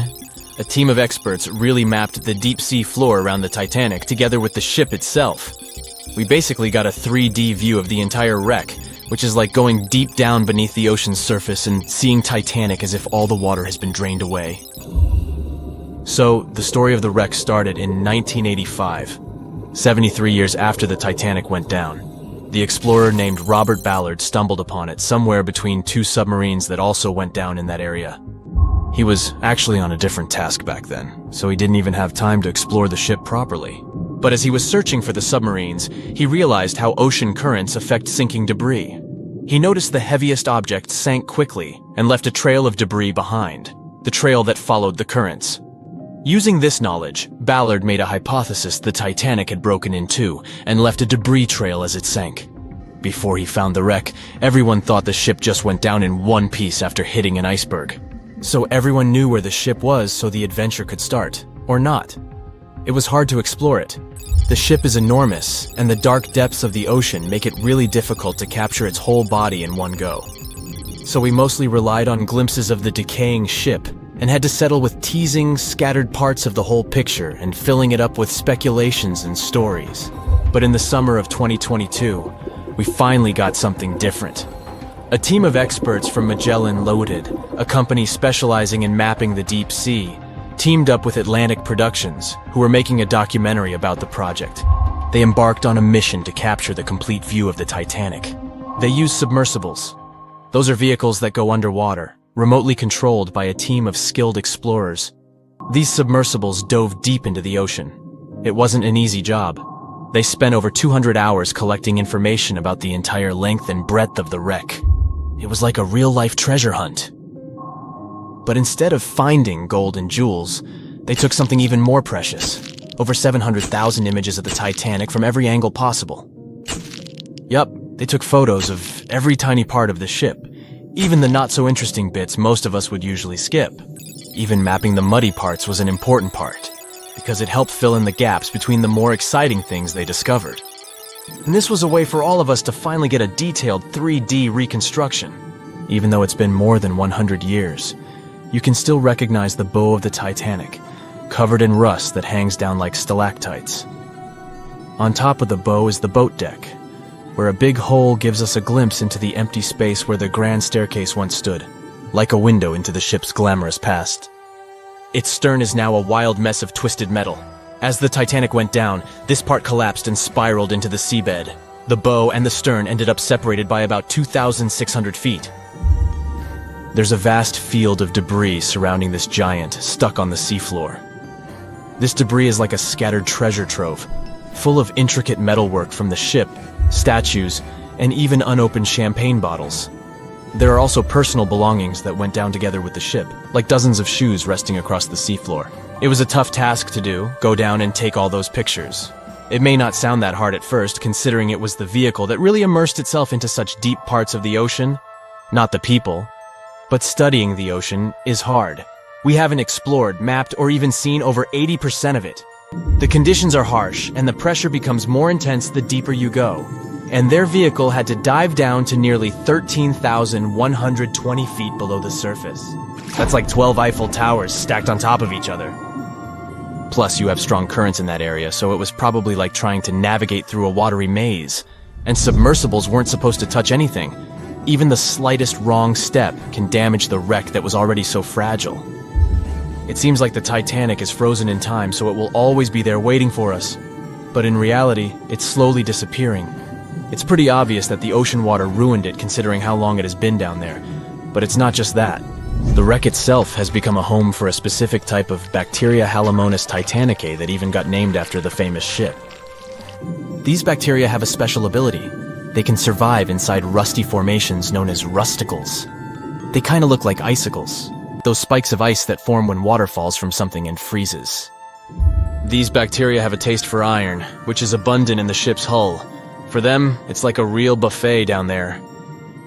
And as time goes by, these bacteria will keep eating away at the iron in the ship, bit by bit, until one day, the feast comes to an end and the whole ship is gone. It's like a slow but steady recycling process. So this 3D model we got because of the hardworking team and technology comes at the best time because we never know how much time we have left with exploring the famous wreck. This time we might even understand the collision with the iceberg better. You know how movies always show the Titanic hitting the iceberg on its right side? Well, we can't even be certain about that. The scans could help us figure out if the ship actually grounded on the iceberg, like getting stuck on it. We can study the stern and analyze how the Titanic struck the seafloor. That will also help us understand what really happened during the sinking. Maybe we'll get a chance to discover if there was really a strong fire that sealed the fate of the Titanic. One theory says that the coal fire had been raging for a whole 3 weeks before the ship even took its first and last trip. And this could have made its hull weaker, which means most of the work was done. The iceberg just delivered the final blow, if there even was an iceberg, as some people wonder. There's an alternative theory they suggested where the Titanic may have actually hit a hidden mass of pack ice instead of a typical iceberg. Pack ice is made up of large sheets of ice that float near the ocean's surface and can be difficult to spot. They believe this pack ice might have drifted into the Atlantic from the Arctic Ocean. According to one professional mariner, Captain L.M. Collins, that stands up with that idea. If the Titanic had struck a regular iceberg, the ship would have sunk much more quickly than it did. And since the Titanic managed to stay on the surface for a relatively long period of time, less than 3 hours, maybe this was a different type of collision. The mariner also said there are differences in what people said they saw when the Titanic sank. He thinks these differences might be because of optical illusions. In this case, when people were looking at the ocean that night, the way the light was reflecting and the conditions at sea might have made things appear closer or distorted. So when they saw something in the water, it might not have been exactly what they thought it was. Whether it was an iceberg or something else. Binoculars might have helped the crew members to spot the potential danger, but unfortunately, they didn't have any.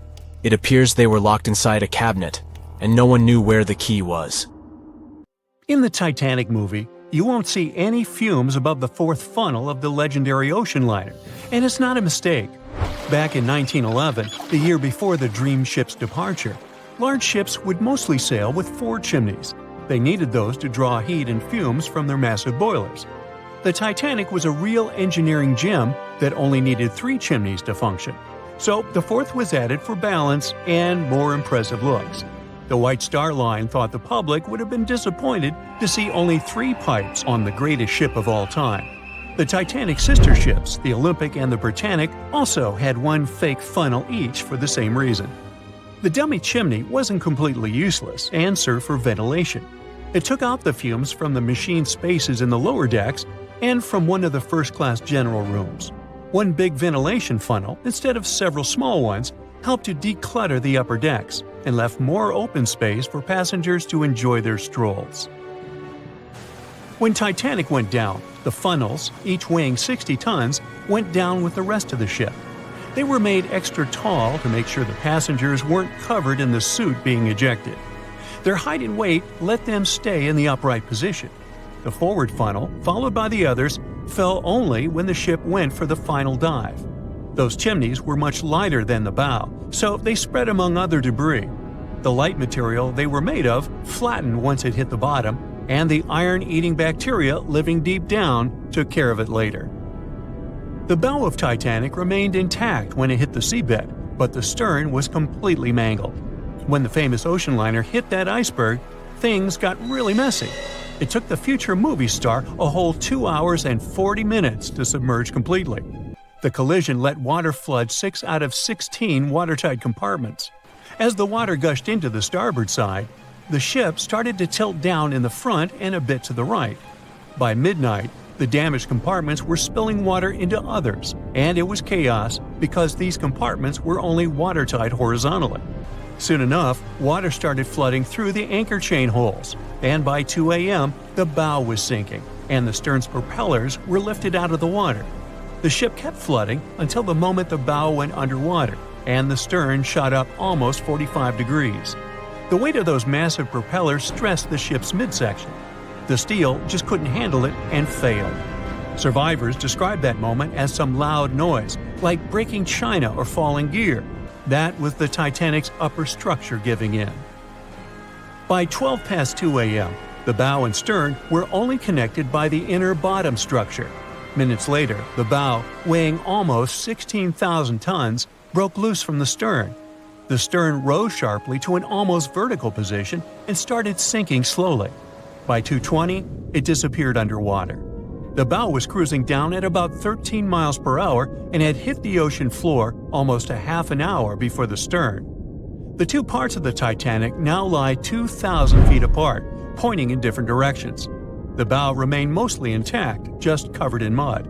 The stern turned into a tangled wreck because of the implosions it went through during the descent.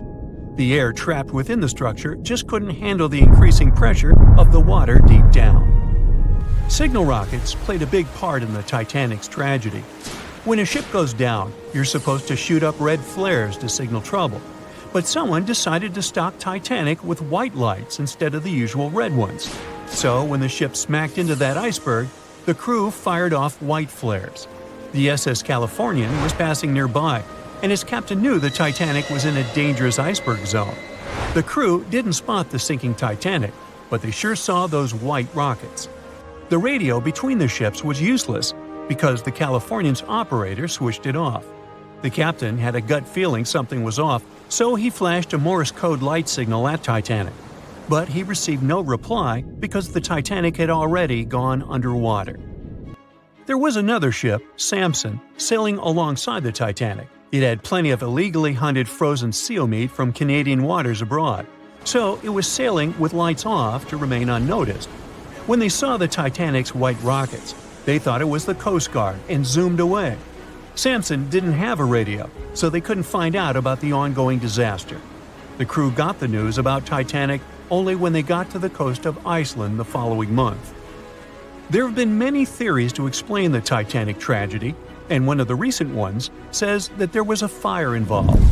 An Irish journalist went full detective for decades, digging into the mystery, and stumbled upon a game-changer. He came across a photo album that had been hiding from the public for a century after the tragedy. In the pictures, taken at the Harland and Wolff shipyard in Belfast, Northern Ireland, just over a week before the liner sailed, you can clearly see a massive 30-foot black spot on the ship's hull. Maloney researched the photos and eyewitness testimony from the time and claimed that a fire spontaneously broke out inside of one of Titanic's enormous coal bunkers.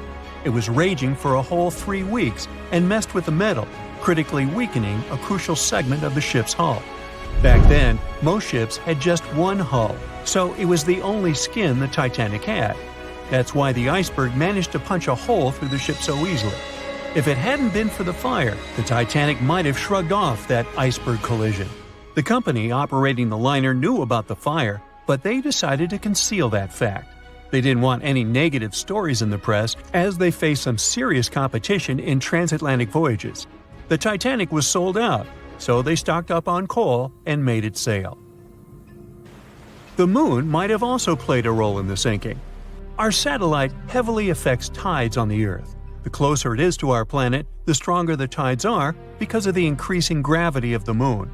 Back in 1912, the moon was so close it made several glaciers in Greenland break apart.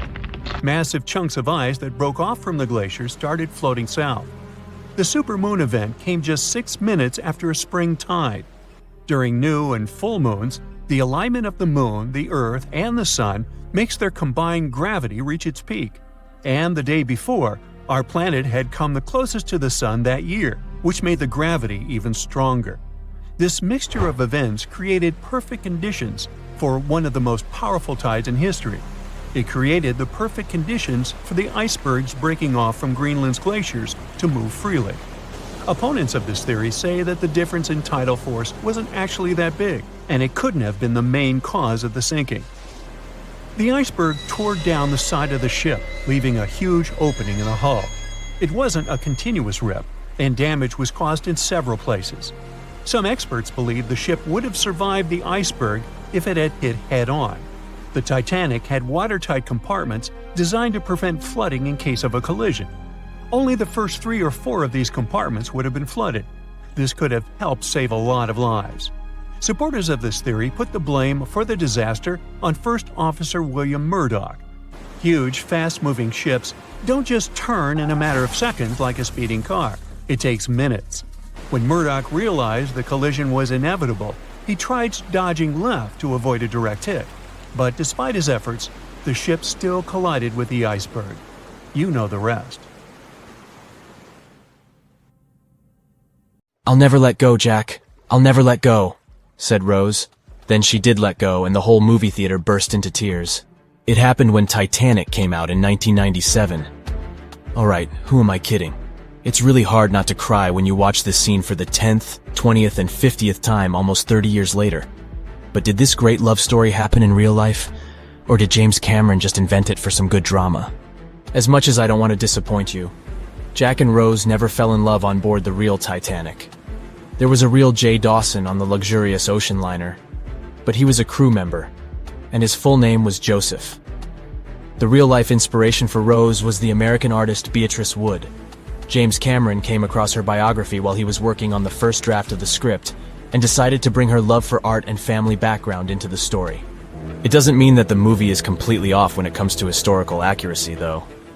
The unsinkable ship that sank departed from Southampton, England to New York and was 400 miles south of Newfoundland on April 14th when crew members noticed the iceberg. The contact with it lasted 37 seconds, precisely as long as the corresponding scene in the movie. Remember this guy, Thomas Andrews, who was wandering around with a small notebook and pencil? He was the real ship designer. Andrews was quite talented at what he did and had worked on many successful projects before the Titanic. He would normally travel on the ships he designed during the maiden voyage to make sure everything was going smoothly. He boarded the Titanic as one of the first-class passengers and was taking notes all the time. After the unfortunate rendezvous with an iceberg, Andrews was seen inspecting the flooded parts of the ship with Captain Smith. According to his sad forecast, the Titanic would have gone down in about 2 hours. One of the stewards claimed that he had seen Thomas Andrews moments before the sinking. He chose not to leave the Titanic and didn't put on his lifebelt. No one had seen him ever since. Another memorable moment from the movie is a boy playing on one of the decks with his spinning top. This was an accurate recreation of a real photo that was taken on board the Titanic on April 11, 1912. The passengers in the photo are first-class passengers Frederick Spedden and his 6-year-old son Douglas. The family was going back home to America after traveling around Algeria. When the evacuation of passengers began, Spedden's nurse told him they were going to see the stars. They say he had successfully slept through the entire drama and woke up safe and sound in a lifeboat the following morning. His father had also survived the sinking. Sadly, an automobile accident took the life of Douglas just 3 years later. One of Titanic's most charismatic ladies, both on the screen and in real life, got her nickname Unsinkable Molly Brown for a good reason. Several witnesses remembered she was, indeed, trying to persuade others in her lifeboat to go back and save more lives, just like in that heartbreaking scene from the movie. When Carpathia came to the rescue of the surviving Titanic passengers, Margaret Brown was helping lower-class survivors and involved her fellow first-class passengers in the process. Once they all got on solid ground, Brown organized a survivors committee. She awarded the captain of the Carpathia for rescuing so many people and was really upset she hadn't been allowed to testify at the Titanic hearings because she was a woman. You won't see any fumes above the fourth pipe of the ship in the movie. It's not a technical mistake. The Titanic, indeed, had it only for more impressive looks and didn't really need that pipe. Back in 1911, the year before our hero's departure, large ships would mostly sail with 4 chimneys. They needed those to draw heat and fumes from their massive boilers. The Titanic was a real engineering gem that only needed 3 chimneys to function. So the 4th was added for balance. They thought the public would have been disappointed to only see 3 pipes on the greatest ship of all time. The movie had an impressive budget, $200 million, but even that wasn't enough to cover all the possible costs. Cameron knew they had to save some money, so they built the replica of the liner only on the starboard, which means the right side. They chose this side to make things look more realistic. The wind at the filming location was moving mostly from north to south, so with the fumes going out, it looked like the liner was actually moving through the ocean.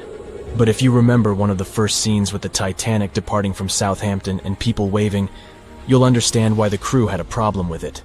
The real ship was docked at the port, or left side, there. They found a brilliant solution and just flipped the scene horizontally to make it look real. The letters and buttons on costumes were reversed, and actors walked in the opposite direction for everything to be changed in post-production. One of the scenes I can't watch without tears is the elderly couple holding on to each other as they go down with the Titanic. The couple who inspired this heartbreaking episode were real people, some of the richest passengers of the not-so-unsinkable ship. They were Isidore and Ida Strauss, and they owned Macy's. When news of the disaster spread, they put on life jackets and ran to the decks along with others. Ida stepped onto the lifeboat, but Isidore refused to do so before all the ladies and little ones were there. Ida didn't want to leave her husband. She climbed out of the lifeboat and handed her mink coat to her maid, saying she would no longer need it. Isidore wrapped his arms around Ida, and they remained on the bridge of the ship until a huge wave swept them both into the sea. So the bed scene wasn't that accurate, and James Cameron later admitted he had taken some license as a director. You know this guy who was drinking from a flask next to the main characters as the ship was going down? His name was Charles Jugan from England, and he was in charge of 10 bakers, 2 confectioners, and a Vienna baker aboard. He was expecting to earn a real lump sum, and would have been one of the best-paid crew members if everything had gone well. The night the iceberg hit, Joe Hin was off duty, taking a rest in his bunk. He immediately woke up and sent his bakers to deliver bread to lifeboats. He then returned to his room for a drink. Once he came back on the deck, he helped others get in his assigned lifeboat. There was no more room for Charles inside, so he ended up on the outside of the rails of the ship. Finally, when the Titanic submerged, he just swam away, and as the sun rose again, he found one of the lifeboats and was rescued by Carpathia. The contents of the flask must have helped him survive. The well-dressed man who decided to stay on the Titanic forever was American businessman Benjamin Guggenheim. That last name probably sounds familiar, and yes, he was from that famous family. Guggenheim was traveling with his valet, his significant other, a singer from France called Leontine, her maid, and their chauffeur. They all boarded the Titanic in France during one of the short stops it made after leaving Southampton. When disaster struck, Benjamin was helping the ladies get in their lifeboat. He reportedly said they were only saying goodbye till the next day. He was sure the ship would be quickly repaired. After helping many women and youngsters get in the boats, Guggenheim chose not to fight over the remaining seats. He and his valet returned from the decks to their first-class suite and put on their finest suits to go down like gentlemen. The Royal Mail Ship, or RMS Titanic, easily the most famous steamship in history, was once the symbol of luxury and dreams that promised to come true. It took 3 years and 3,000 people to construct it. On April 10, 1912, the brand new ocean liner greeted its passengers with the smell of fresh varnish, paint, and newly sawn wood. Back then, they still used lead for the production of paint and linseed oil as a binder, so that smell must have been powerful. When it was fully operational, the giant vessel consumed around 850 tons of coal per day, and the passengers would also smell its fumes. Another odor that must have filled the Titanic's decks, at least the first-class ones, was the new scent by the famous French perfume house Guerlain. It was released earlier in the same year and quickly became a hit with the well-off ladies. The perfume that you can still buy today is a mix of violets and iris with creamy vanilla. On the dramatic evening of April 14th, when Titanic only had hours to live, the unknowing waiters were serving oysters, lamb and mint sauce, roast duck with applesauce, and other delicacies to their first-class guests.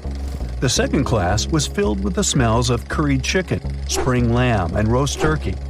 Third-class passengers had simple gruel and biscuits that night. At 11 p.m., as the ship got dangerously close to the iceberg, the new smell added to the mix. It was a mineral odor with metallic notes. If you have ice in your fridge, you must have noticed it takes the smell of neighboring foods. The same happens to icebergs. They take on the odors of sea animals and maintain the chemical composition of the water that they're made of. If more people had known about the meaning of this particular metallic smell, they probably still wouldn't have saved the ship. But the number of people that managed to escape to safety could have been larger. Speaking of smells, in case you've ever wondered what space smells like but aren't planning to become an astronaut anytime soon, listen up.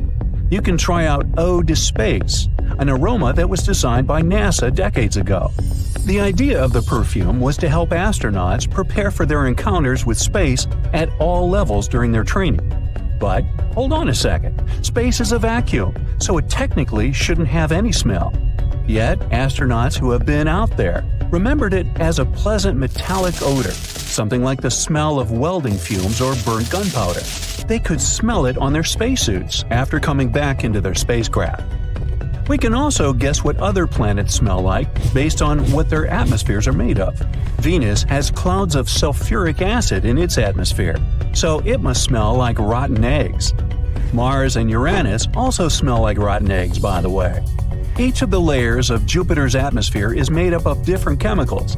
That's why it smells different depending on where you are. Some layers would greet you with a yummy aroma of bitter almonds or marzipan, and others, closer to the top, smell like cleaning products. The remaining planets of the solar system are unlikely to have a distinctive scent because they're mostly odorless gases in their atmospheres. As for our natural satellite, the Moon, the Apollo astronauts claim that its dust smells like gunpowder. The fragrance of fresh-cut grass makes regular mowing it nearly worth it. But did you know that the grass isn't having a great time while you're doing it? In fact, it's sort of screaming for help. And because grass can't scream out loud, it expresses discomfort by releasing a mix of smelly, volatile molecules. It does it to protect itself from insects. Caterpillars and other similar creatures just love to munch on sugary plant snacks. When you mow the grass, it releases jasmonic acid, among other things. It's sort of a signal to parasitic wasps that there is a caterpillar available. These creatures deal with the grass's offenders, and it can keep growing happily ever after. From the point of view of the grass, mowing is not much different from an insect attack, so it protects itself the best way it can. The rain has an easy-to-recognize powerful smell, also known as petrichor. But where does it come from? Turns out some plants secrete oils during drought. The rocks and soil accumulate those oils compounds, and when the raindrops hit, they mix with water and release into the air.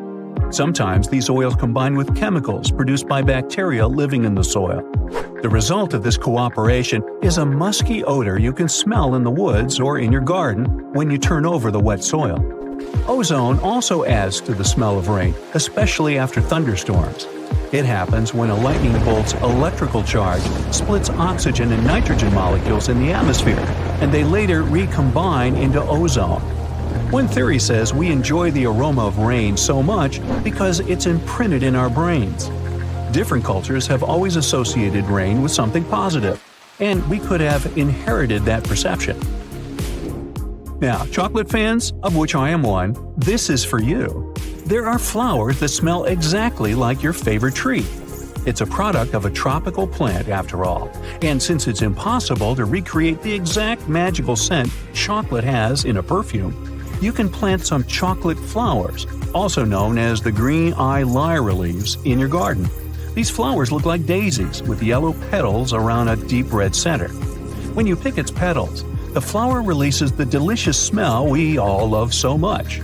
The leaves and branches of the plant also have the same fragrance. Now, in case I got you interested, you can find the flower in dry soils of Arizona, Texas, Colorado, and other states with similar climates. It blooms all year, and the aroma is strongest on warm days. The bear cat, also known as the biturong, does not only look super cute, but also smells like buttered popcorn. Biturongs prefer to stay alone and use their aroma to mark their territory and find potential partners when they have to. Scientists tried to figure out the secret of their unusual smell and suggested it could come from secretions from the scent glands under the animal's tail. Further research showed that the popcorn smell comes from the bear cat's urine. After the animal answers nature's call, it leaves a scent trail in the trees with its tail that often gets soaked. But if the real popcorn only releases its amazing smell when it's popping under heat, how do bear cats manage to do it without a microwave? Well, the answer could be in their diet, or more likely, in the bacteria that come in contact with the animal's natural fluid. Durian is a fruit popular in Southeast Asia that smells sweet and nice to some people, but to the majority, it's a mix of rotten onions and sweaty socks. The stench is so powerful that it's banned on public transportation and hotels in some countries. The secret of durian is its 44 odor-active components. The mix is so complex that you can never tell what it's going to smell like. And despite that horrible smell, durian is considered a delicacy and is used to make mostly sweet dishes like cakes and candy. There was a smelly incident involving durian at a library in Australia. The smell of rotting fruit in a cupboard has spread across the entire building through the air conditioning system. They mistook it for gas leakage and had to evacuate around 500 students and teachers. Well, that stinks. And finally, if you've ever been to natural hot springs or went to see some geysers, you'll never forget the smell of hydrogen sulfide, or less poetically, rotten eggs. It's actually not only yucky but also highly flammable, but it can also be quite useful. Most households in Iceland use geothermal springs as a source of hot water. Although it doesn't smell fresh, it's perfectly safe to drink, and the smell doesn't stay on your body after you take a shower. So there. At 11:40 p.m., the Titanic made contact with an iceberg in the North Atlantic Ocean. Many artifacts were found and restored, like parts of the ship, jewelry, and dining plates, to name a few. It took approximately 3 hours for the ship to be completely submerged in the remote icy water. The night was cold and very much alive. The orchestra was playing music as they enchanted the guests on board. Everyone was excited to arrive in America. It was still considered an amazing feat for a ship to cross the Atlantic back in 1912. But as the day went ahead, there was an atmosphere of impending doom for the captain and his crew. No one else felt it, though. It seemed to them nothing could possibly go wrong, and this would just be another regular night. To them, the Titanic was unsinkable.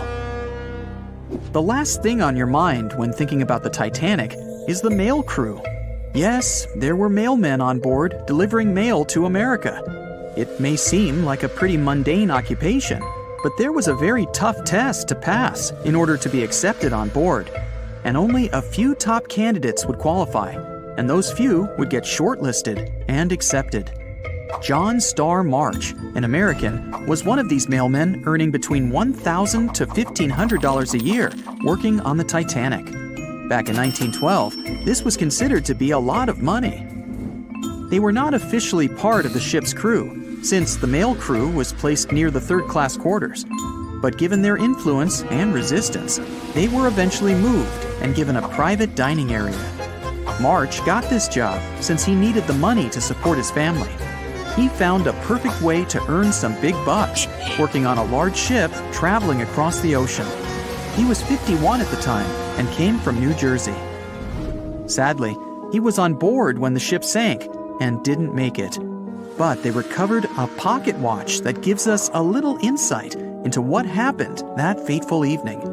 It's a gold case engraved with filigree and had a caption saying it was made by the Elgin National Watch Company. On the surface, you'd think this would just make a pretty cool antique sitting over the fireplace, but there are some unusual details about it.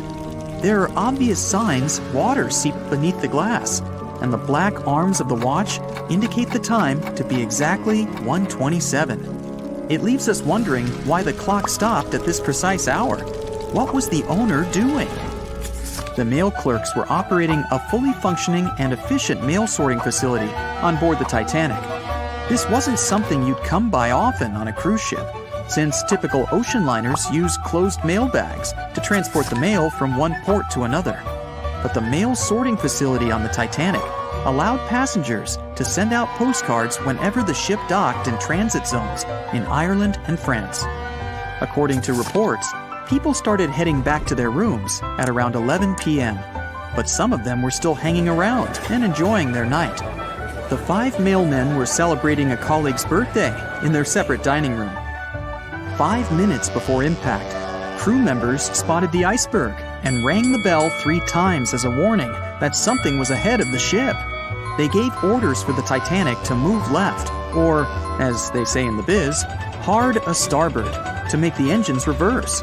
It was not enough to avoid the great impact. At 11:40 p.m., the Titanic struck the iceberg, and disaster erupted on the inside. Not just water seeping in and ultimately sinking the ship, but panic and chaos among the passengers and crew members.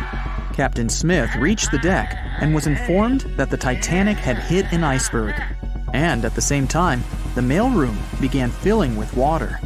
We know that the 880-foot ship was completely submerged at around 2:20 a.m., with 706 survivors. The time between the impact and the sinking was really eventful. At midnight, they started getting the lifeboats ready for the passengers to evacuate. Orders were given for women and children to board the safety boats with some crewmen to guide and operate them. The problem was that the 20 safety boats available could only host 1,178 people out of the total of more than 2,200 passengers on board. March and his colleagues began sorting out the mail. There was chaos in directing and ordering around. With each second passing, icy cold water was filling the ship. 15 minutes after midnight, Captain Smith ordered his crew members to send out a distress signal. Even though SOS was established earlier than the Titanic, many others used CQD. The CQ stands for General Call, and the D is Distress. The Frankfurt was too far away to help, even though it was one of the first to respond. Even the Titanic's sister ship, the Olympic, responded, but it also was too far away. At 12:20 a.m., the Carpathia received the urgent message and redirected from its original course to help them out, even though they were 58 nautical miles away. Although this was some relieving news, the water kept seeping in at an alarming rate. It wasn't easy to keep everyone calm, knowing that the ship could be underwater in a matter of hours. At this point, many passengers were already on board the safety boats, waiting to descend into the water. The musicians on board began playing music for the ones still waiting. At first, they were playing in the first-class lounge, and then they moved to the deck. There's a debate on how long they were playing for and what song it was. None of the musicians made it out. The 5 mailmen on board were also doing their duties while the ship was sinking. According to a ship officer, the mailroom was already covered in water above the ankles, and the mailmen were busy trying to save as much mail as they could. March was one of them. There were bags of mail floating around. They started with the registered mail. Witnesses of the Titanic sinking reported the mailmen were putting bags of mail on the deck to keep them from getting wet until help arrived. They also mentioned bags of mail were floating about in the freezing water. It wasn't until 12:45 a.m. when lifeboat number 7 on the left side of the ship was lowered onto the water. Even though it had room for roughly 65 people, only 27 people were inside. Many of the safety boats carried fewer passengers than their maximum capacity allowed. The crew were worried that the boats would capsize if so many people were on them. Some reports suggest that some people even refused to board the safety ships, sticking with the claim that the Titanic was unsinkable. At the same time, they fired up one of the 8 distress rockets in the air, but it didn't get them any help. At 12:55 a.m., the second and third safety boats were descended to the waters with 2 male passengers jumping on board. 5 minutes later, another safety boat was lowered with around 39 people. At this point, water entered the base of the grand staircase. In the next 20 minutes, more safety boats were lowered, most of them underloaded. Still no help. The Carpathia was still on the way. Panic was growing and tensions were rising. There was a lot of anger for people being left behind. At around 1:30 a.m., things were getting out of control. The organized boarding of passengers to the safety boats stopped. March's watch stopped 3 minutes earlier, which could mean he was part of the scuffle between crew members and passengers. It took 3 hours for the Carpathia to arrive. March wasn't among the survivors. His watch proved to be one of the essential findings lost in the wreckage of the Titanic. It was eventually returned to March's 2 daughters, and now it's in one of the collections of the National Postal Museum. March was a man who did what he had to do in the worst circumstances.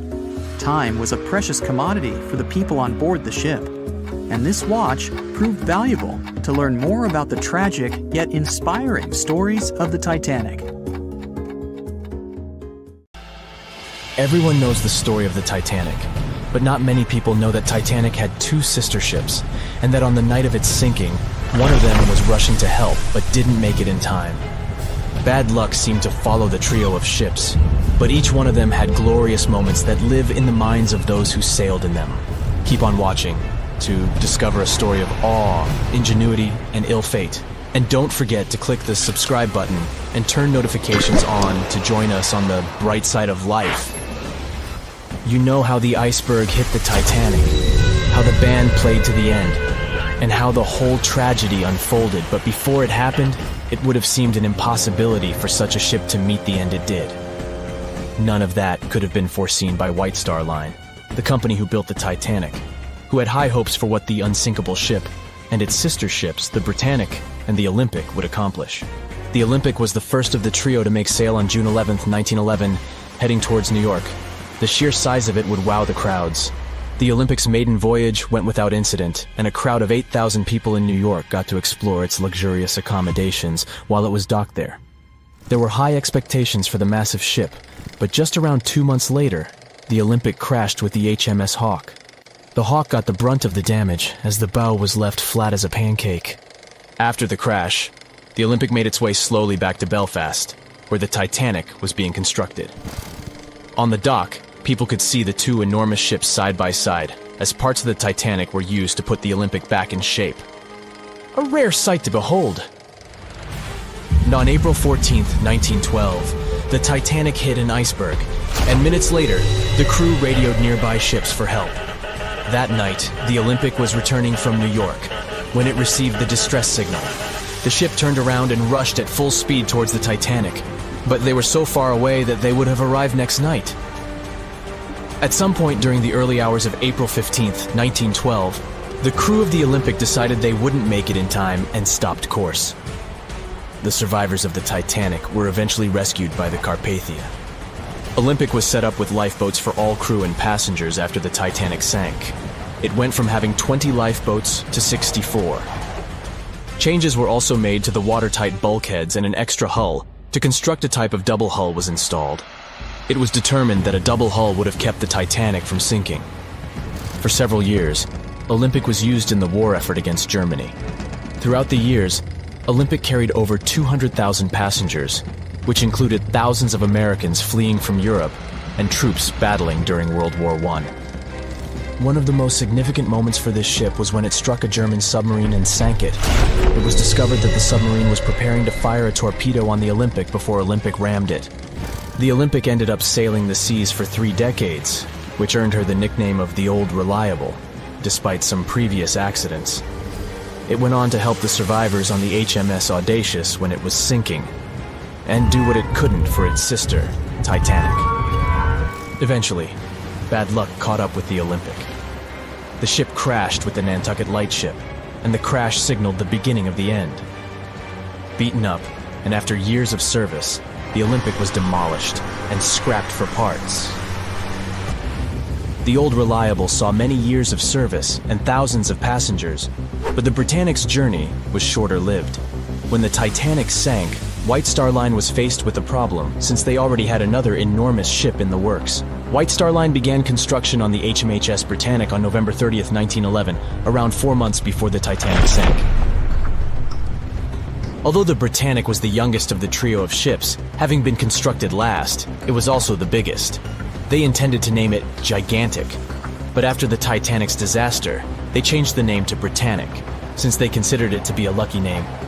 With the Titanic sinking, the White Star Line underwent rigorous investigation, and many changes were made to the Britannic's design.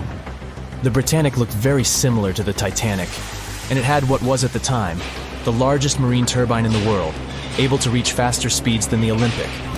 With Titanic's fate fresh in their minds, everything possible was done to ensure the safety of this newer ship.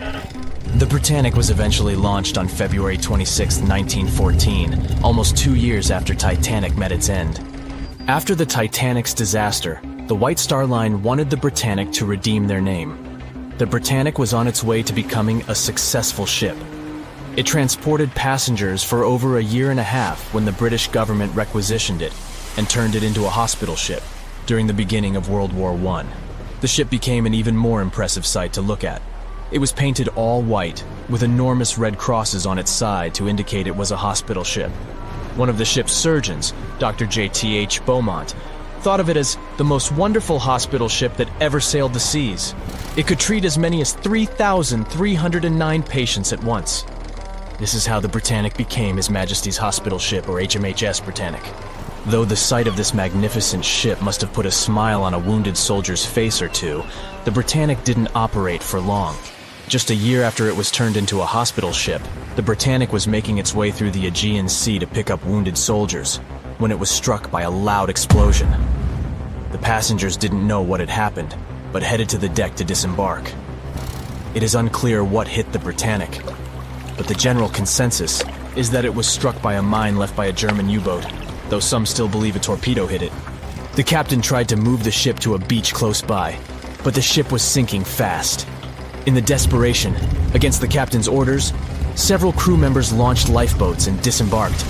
But since the ship was moving and the propellers working, the lifeboats were sucked and destroyed by the propellers.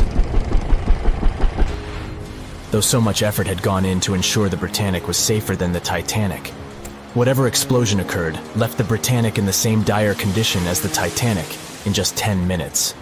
In a cruel twist of fate, it also sank in the ocean.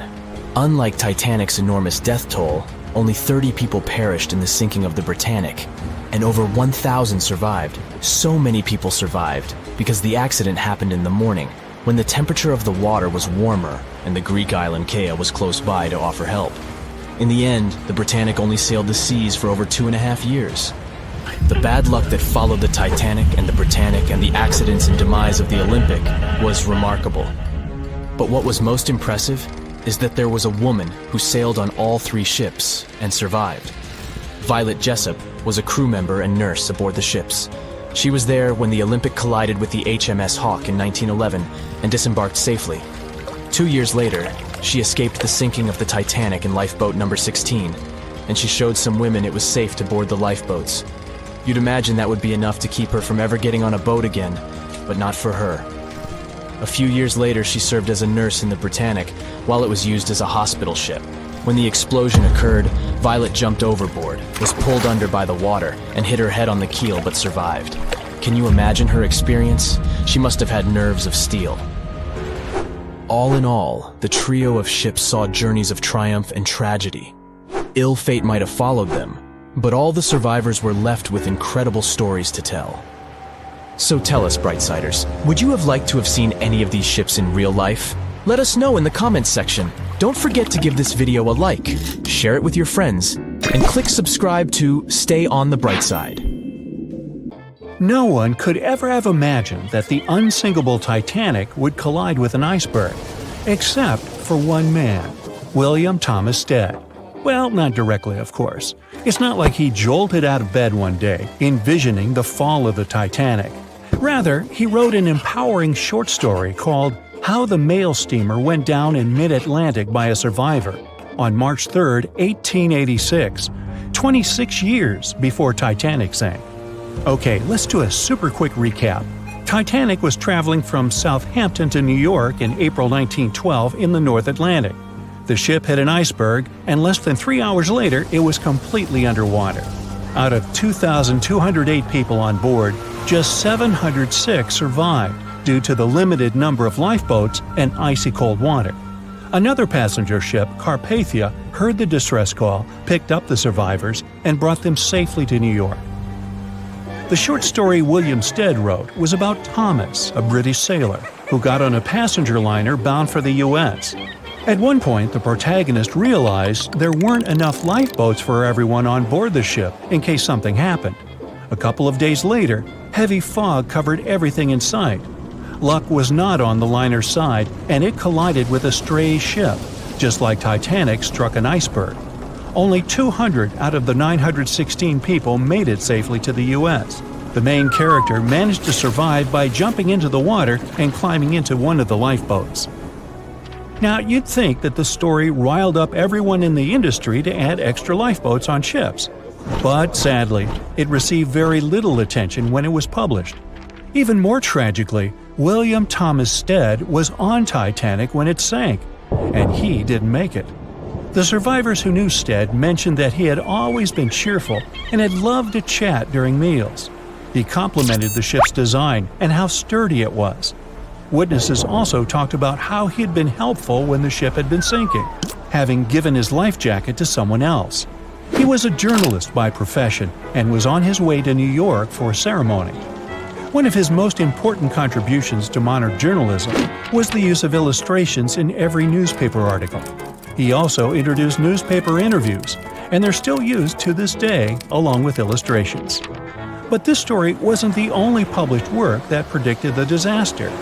Morgan Robertson was an author and former ship captain who wrote short stories and novels. His most notable novella is The Wreck of the Titan. It's also known as Futility. The book was written in 1898, 14 years before Titanic. It was a fictional story about the Titan, an ocean liner similar to Titanic, which was crossing the North Atlantic. It's also a coincidence that Titan was just as fast as Titanic and shared many other similarities, like size and design. The book described it as unsinkable and the largest ship to hit the ocean at the time. That's what they said about Titanic, too. Another eerie similarity was the limited number of lifeboats it had. The story took place in April, and that's when Titanic set off on its journey and hit the iceberg. The Titan story also mentioned that barely anyone had survived that horrible accident. Unlike Stead's story, the protagonist of Robertson took a different path. The Titan sinking happened somewhere halfway through the book, so after the accident, the main character went on with his life.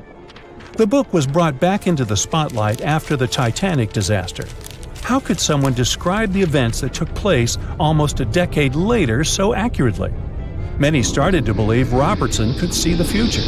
But the reality was that Robertson knew his way around a ship. It was easy for him to write down the nitty-gritty of things without doing more research.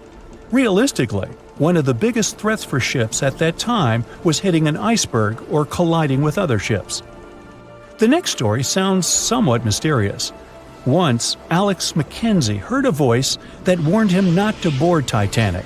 But when he turned around, there was nobody there. As he continued walking, the voice spoke to him again. But this time, it was louder and more distinct. He took the warning seriously and decided to cancel the trip and go back to Glasgow, Scotland, his hometown. His grandparents weren't too happy to find him back home instead of on Titanic. After all, the ticket was very expensive. That disappointment very soon disappeared when they heard that the ship had struck an iceberg. John Coffey was a member of the crew of Titanic, but he decided to ditch the ride when the ship stopped at his hometown in Queenstown, Ireland. His inner voice told him to get off the liner, and he did. He was only 23 at the time, and for someone his age, it could be a major career boost and an opportunity to grow. Despite the horrible tragedy, the guy signed to work with the RMS Mauritania just months after the Titanic sinking. Talk about commitment. Some added info was revealed about what may have contributed to the fall of Titanic. The constructors insisted that the ship was unsinkable, but many people later theorized that the vessel's steel plates had been too frail for the freezing Atlantic water. It may have caused the rivets to pop, allowing ocean water to seep inside. Another theory is that there may have been a fire in the hull of the Titanic that had been raging for 3 weeks before the voyage. The fire softened the steel, allowing the iceberg to cut through it like a hot knife through butter. Some pictures before the ship set off on its journey show black marks on the hull, which could have been caused by fire. Either way, the iceberg would have caused significant damage in any case, no matter if there was a fire or not. Some people also blame those who designed the Titanic. The ship was built with large joints at the bottom, which probably snapped easily during the collision. Of course, these are all theories, but we know for a fact that the iceberg was the main character of this drama, and that the works of Stead and Robertson should have been taken seriously. Either way, this should be a lesson for the future, helping to prevent similar tragic accidents. By the way, ocean liners and passenger ships wouldn't exist if it hadn't been for Thomas Newcomen. In 1712, he invented a steam engine that was so strong it could produce enough energy to power a ship. And a century later, in 1819, the first steamship traveled across the Atlantic Ocean to Liverpool, UK. It only took the vessel 29 days to cross the ocean. The passenger ship industry boomed in the early 1900s when it became easier for people to move to America or go on holidays. As decades rolled by, the use of aircraft stole the spotlight from passenger ships since planes were faster and more efficient.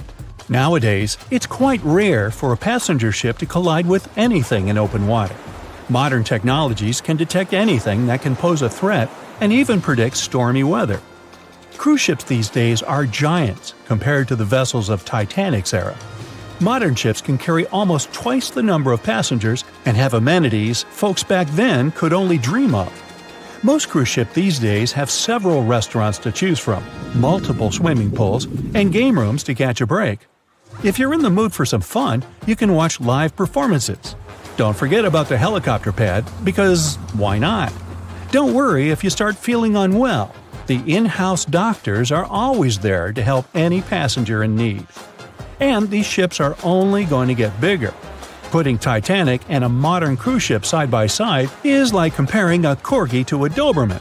Back then, Titanic was the biggest and most cutting-edge vessel anyone could dream of. So, who knows what the future of cruise ships can hold?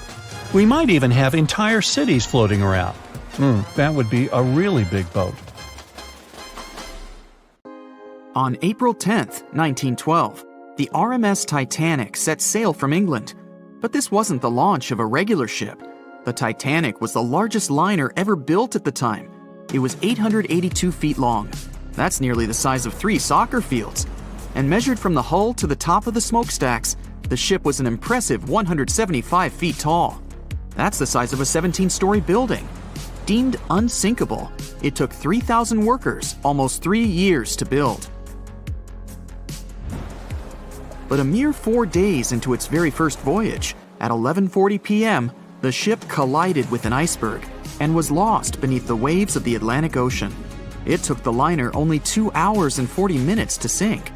And of more than 2,200 passengers and crew members on board, only 706 survived. The wreck would remain lost for another 73 years, hiding its many secrets within the frigid Atlantic waters. And if it wasn't for a man whose whole life had been devoted to exploring the sea, the giant ship might have remained lost for a lot longer. That man was Robert Ballard. As a child, Ballard was obsessed with the ocean. This fascination started when he was just 12 years old. That's when he watched a film adaptation of Jules Verne's science fiction novel 20,000 Leagues Under the Sea. It had everything to spark a young person's imagination, from adventure and strange creatures to a powerful underwater vehicle called the Nautilus. It could travel anywhere in the world you wanted to go. From that moment, life on dry land was no longer in Ballard's future. When he was 23, he was assigned to the Deep Submergence Group. There, he helped develop techniques to search the ocean floor. His biggest accomplishment was the creation of Alvin. It was a small, easy-to-maneuver submarine that could carry 3 people. It also featured an external mechanical arm designed to gather underwater samples while the crew remained safe and dry inside. Alvin the submarine quickly proved useful for a variety of tasks. For example, once it was used to track down an aircraft that had crashed into the sea. But the vessel experienced a series of setbacks. In one case, it was attacked by a swordfish, which caused the submarine to resurface quickly. The swordfish, still stuck in the outer skin of the submarine, became that night's dinner.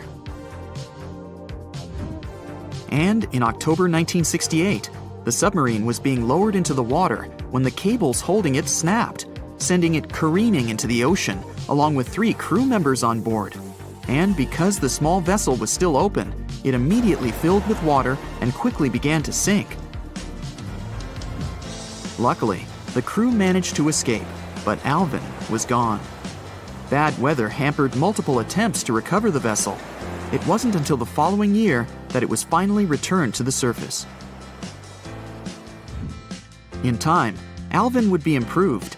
Its hull would be strengthened by titanium, giving it a higher depth rating, thus making it even better suited for ocean exploration. The specialized submarine would come in handy in many of Ballard's 100-plus expeditions. The man was one of the first to explore an underwater mountain chain called the Mid-Atlantic Ridge in the Atlantic Ocean. And when he found thermal vents in the Galapagos Rift in the late 70s, he also helped discover and document the process of chemosynthesis. That's a complicated chemical synthesis of food energy by bacteria. But his biggest discovery was still to come. Ballard claimed he'd never been a Titanic fanatic, but he eventually became obsessed with finding the ship after watching other explorers try and fail. As he said, Titanic was clearly the big Mount Everest at the time. Many others had tried, many that I thought would have succeeded, or should have succeeded but didn't.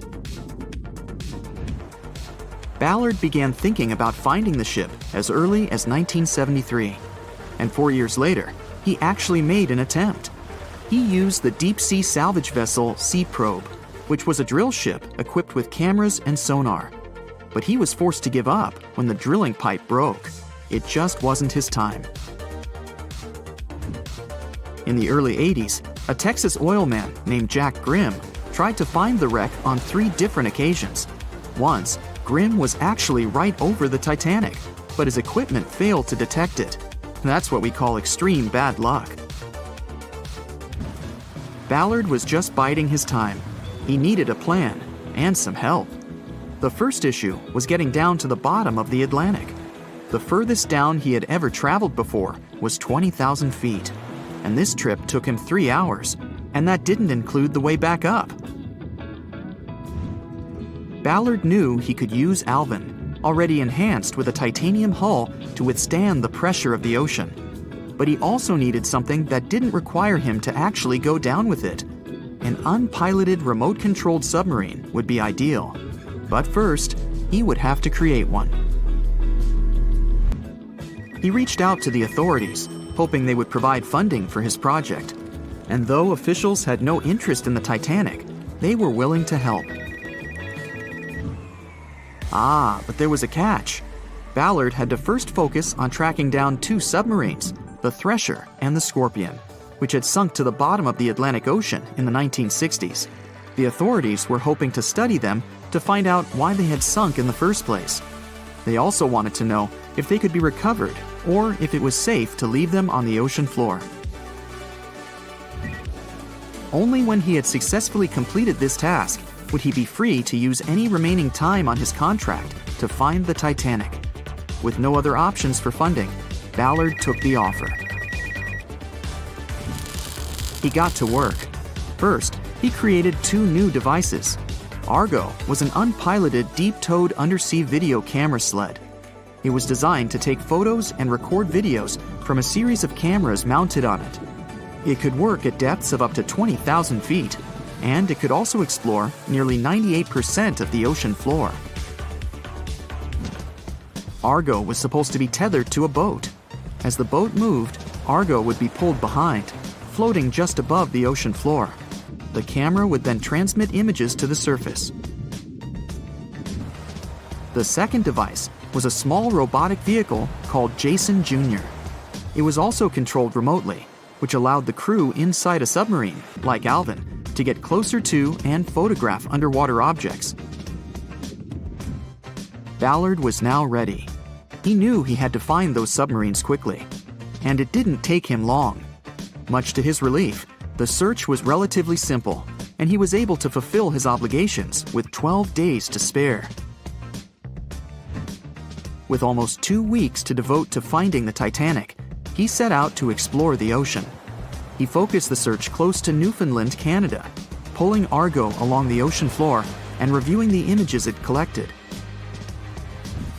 And after a few days of nothing, they eventually found riveted hull plates and a boiler.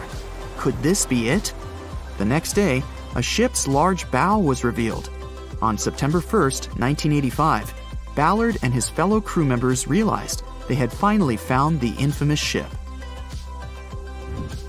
The discovery resulted in a mix of emotions. Ballard was excited to be the first to find the Titanic's final resting place, but he was also overwhelmed by the sense of grief for those who had suffered when the ship had gone down. Over the next 4 days, the crew explored the wreck. They found the crow's nest, from where the iceberg had first been spotted. Plus, there was finally evidence of how the massive ship had split in two before sinking, with both halves of the ship found. There was furniture and dinnerware, and sadly, several leather shoes of those who hadn't made it to safety were scattered about the ocean floor. Ballard succeeded where others had failed and became an instant celebrity around the world. You'd think that locating the Titanic would be enough for one man, but not for Ballard. In 2019, he took on the challenge of solving another mystery, the disappearance of Amelia Earhart. Earhart had attempted to be the first woman to fly around the world. Unfortunately, she disappeared somewhere over the Pacific Ocean in 1937. She and her plane were never found. Ballard hoped that his luck with the Titanic would help with finding where Earhart had gone down, but his expedition failed to find anything. And though Robert Ballard has found more shipwrecks than anybody else, it's only the tip of the iceberg. It's estimated that there are over 3 million shipwrecks in the ocean, and Ballard has only located 100 of them. Now, in his late 70s, the man is hoping to encourage young people to continue his work of exploring the ocean and its many mysteries. In 1989, he started the Jason Learning Project to inspire grade school students to pursue science, technology, engineering, and math. He has his own research vessel called the EV Nautilus, after the name of the submarine in Jules Verne's novel, a fitting tribute to the story that inspired his career. Back when it was built, the Titanic was one of the largest and most luxurious passenger ships, with high-class features like a grand staircase, a swimming pool, and a gymnasium. People thought it to be unsinkable because of its advanced safety devices. Its tragic sinking on its maiden voyage in 1912 proved it wasn't at all the case. It wasn't until 1985 that the Titanic's wreck was finally rediscovered using state-of-the-art sonar technology. Ever since, thousands of items have been recovered from the Titanic, many of them being put on display or sold for auction. Things like jewelry, a life jacket, a menu from the ship's restaurant, or even a sample square of carpet from the first-class stateroom have all baffled the public and told stories of the many on-board people. Scientists have even tried to come up with strategies to get the Titanic back up, not because they want to put it up for display, but so it can be properly studied, and more importantly, to stop it from getting more and more damaged at the bottom of the ocean. Some have suggested filling the wreck with ping-pong balls to make it float, while others even considered injecting it with 198,000 tons of Vaseline. Another creative solution was proposed, the idea of using a giant claw or scoop to lift the Titanic. Nobody came up with this device. Using 500,000 tons of liquid nitrogen to trap it in an iceberg that would float to the surface was also considered, but all these potential strategies had to be eventually let go, since the Titanic is way too fragile to ever be recovered. As the Titanic's iconic bow railings are in danger of collapsing, metal-eating bacteria continue to chew away at the ocean liner's wreckage. An undersea exploration company plans to gather data about the ship's deterioration in annual expeditions. They hope this will help them learn more about the Titanic, and also more about the ecosystem that shipwrecks create. The over 100-year-old ocean liner is also being damaged by deep-sea currents daily. Some experts predict that the ship could disappear in a few decades due to holes in its hull. The deck that passengers crowded on as the ship sank has caved in. The gymnasium near the grand staircase has also fallen in. And a 2019 expedition found that the captain's bathtub, which became visible after the outer wall of the captain's cabin fell away, is no longer there. Those annual expeditions also gather data about the creatures living at the site, including crabs and corals. Surprisingly, many species have only been seen there at the Titanic wreck, so scientists are curious to find out more about them. The most famous out of all these creatures is the Halomonas titanicae. It's a bacteria, and it was discovered on the wreckage of the Titanic. What's interesting about this creature is that it's able to thrive in extremely salty environments. It's also been resistant to several antibiotics, unlike other types of bacteria. It's probably because of this super bacteria that the deterioration of the ship's iron hull happened so fast. The expedition will also look at the debris field and its artifacts. On the site, there are still traces of little personal items like clothes and luggage. One of the most interesting stories about Titanic artifacts is that of the passengers' shoes. Most of the Titanic items that have been lost at sea deteriorated or disappeared completely. But not the shoes. They seem to be able to resist the harsh conditions. On top of that, the leather in most shoes is perfectly preserved, probably because of tannin, a substance used in the tanning process of leather. It helped the shoes resist the damaging bacteria found underwater. All this exploring might have gotten you all excited. If that's the case, I have some good news to share. You might even be able to join the expeditions. To personally explore the Titanic, you have to plan ahead and apply to be a mission specialist with OceanGate, the company responsible for the journey. However, this experience does come with a high price tag of $250,000. Despite the cost, this once-in-a-lifetime experience is in high demand because of the limited spots available. If you can afford the exploration, you will have the chance to collaborate with renowned specialists in marine biology, oceanography, the Titanic, DNA, and the deep ocean. Accommodations and meals on the dive support vessel are also included, as well as training and guidance from specialists before and during the mission. Lastly, you don't even need to bring your own gear, as the expedition equipment is included as well. Sure, ships have evolved and modernized over the years, and these days we have technology that is way better than that available on the Titanic. But this ship remains an amazing piece of history because of its many unusual features, like the fact that the Titanic's whistle was loud enough to be heard over 11 miles away, or the fact that the ship's hull was painted with a special mixture of red lead and linseed oil, which was believed to be effective in preventing the growth of seaweed and other marine organisms. However, despite popular belief, the ship's iconic fourth smokestack was not functional and was only used for ventilation and aesthetics. Probably one of its biggest flaws was its number of lifeboats. Despite its size and luxury, the Titanic only had 20 lifeboats on board, which were not enough to save all of its passengers and crew once it hit the iceberg. The Titanic may be the most famous shipwreck, but it's not the only one. The fleet of Kublai Khan tells a similar story. This one was a large naval force commissioned by the Mongol ruler Kublai Khan in the 13th century. The fleet was intended to travel to Japan and establish the Mongols as powerful rulers in the region.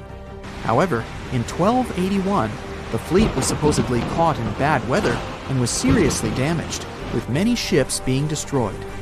Legend has it that the fleet was torn down by a massive typhoon that came to be known as the kamikaze, or divine wind. This strong storm was believed to have been sent by the higher spirits to protect Japan from the Mongols. The truth about its disappearance remains a mystery to this day. However, the wreckage of the fleet, or parts of it, appears to have been discovered in the 1980s by Asian archaeologists. They dug across the site and studied the remains of the ships at a location near Imari Bay. The shipwreck is, to this day, considered to be an important archaeological discovery. That's because it informed us how well prepared the Mongols were back in the day in terms of their ships. Another tragic story is that of the RMS Empress of Ireland. This was a British passenger ship that operated until May of 1914. This is when the ship was sailing from Quebec City to Liverpool, but it ran into the Norwegian collier SS Storstad in the fog off the coast of Rimouski, Quebec. The collision caused a large hole in the side of the Empress of Ireland, and the ship began to quickly take on water and sink. The crew and passengers were caught off guard, and many were unable to evacuate in time. In total, 1,012 people were lost in the disaster, making it one of the worst maritime collisions in Canadian history. Rescue efforts were hampered by poor visibility and the fact that many of the lifeboats were damaged or unusable. Only 465 people survived the sinking, and many of them were rescued by the Storstad, which had remained in the area despite its damage. The sinking of the Empress of Ireland was a national tragedy in Canada, and it led to changes in maritime safety regulations and the establishment of a Coast Guard. The ship still lies at the bottom of the St. Lawrence River, where it has become a popular dive site for enthusiasts.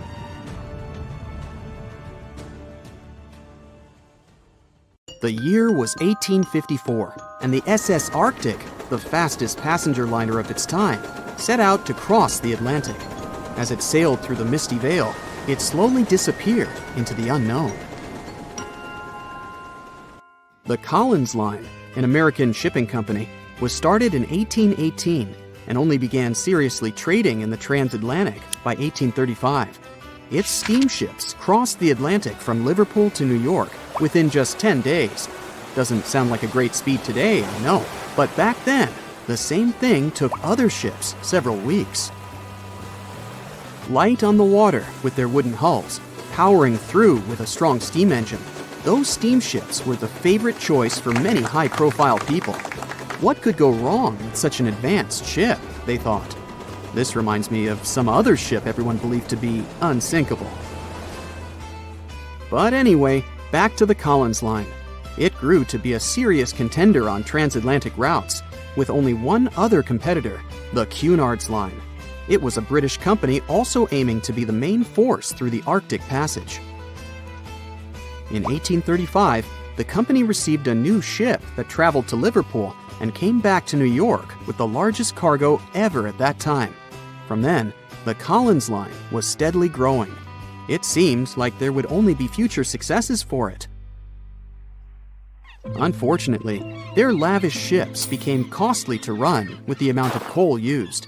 Massive power along with weak wooden hulls meant they needed many repairs after each voyage. So, every trip ended up being expensive. But since the ships were safe and had a great reputation, people were willing to pay the price, and the company was definitely not in crisis. They had achieved something no one had managed to do before them. Like I told you, their ships crossed the Atlantic in a whopping 10 days, and Edward Collins, the owner, was very determined to maintain the pace. Their 5 ships easily outran the Cunard's Line of only 3. With this great praise, it provided more attention. Though the Cunard's ships were slower with their iron hulls, they believed there was still profit, regardless of how slowly they sailed. Among Collins' ships, the Arctic, the third of them to be launched, was the largest, reaching 284 feet long, with 2 side-lever steam engines, each with 1,000 horsepower. The paddle wheels made 16 revolutions a minute when at full speed. At the time of its launch, the press called it the most stupendous vessel ever constructed in the United States. But glamour and fame couldn't avoid what would come next. On the 27th of September, the Arctic was on its journey from Liverpool to New York, continuing a speed pace through the thick fog. It's possible that by that moment, after 4 years of record-breaking trips, the crew became overconfident with their sailing and the ship.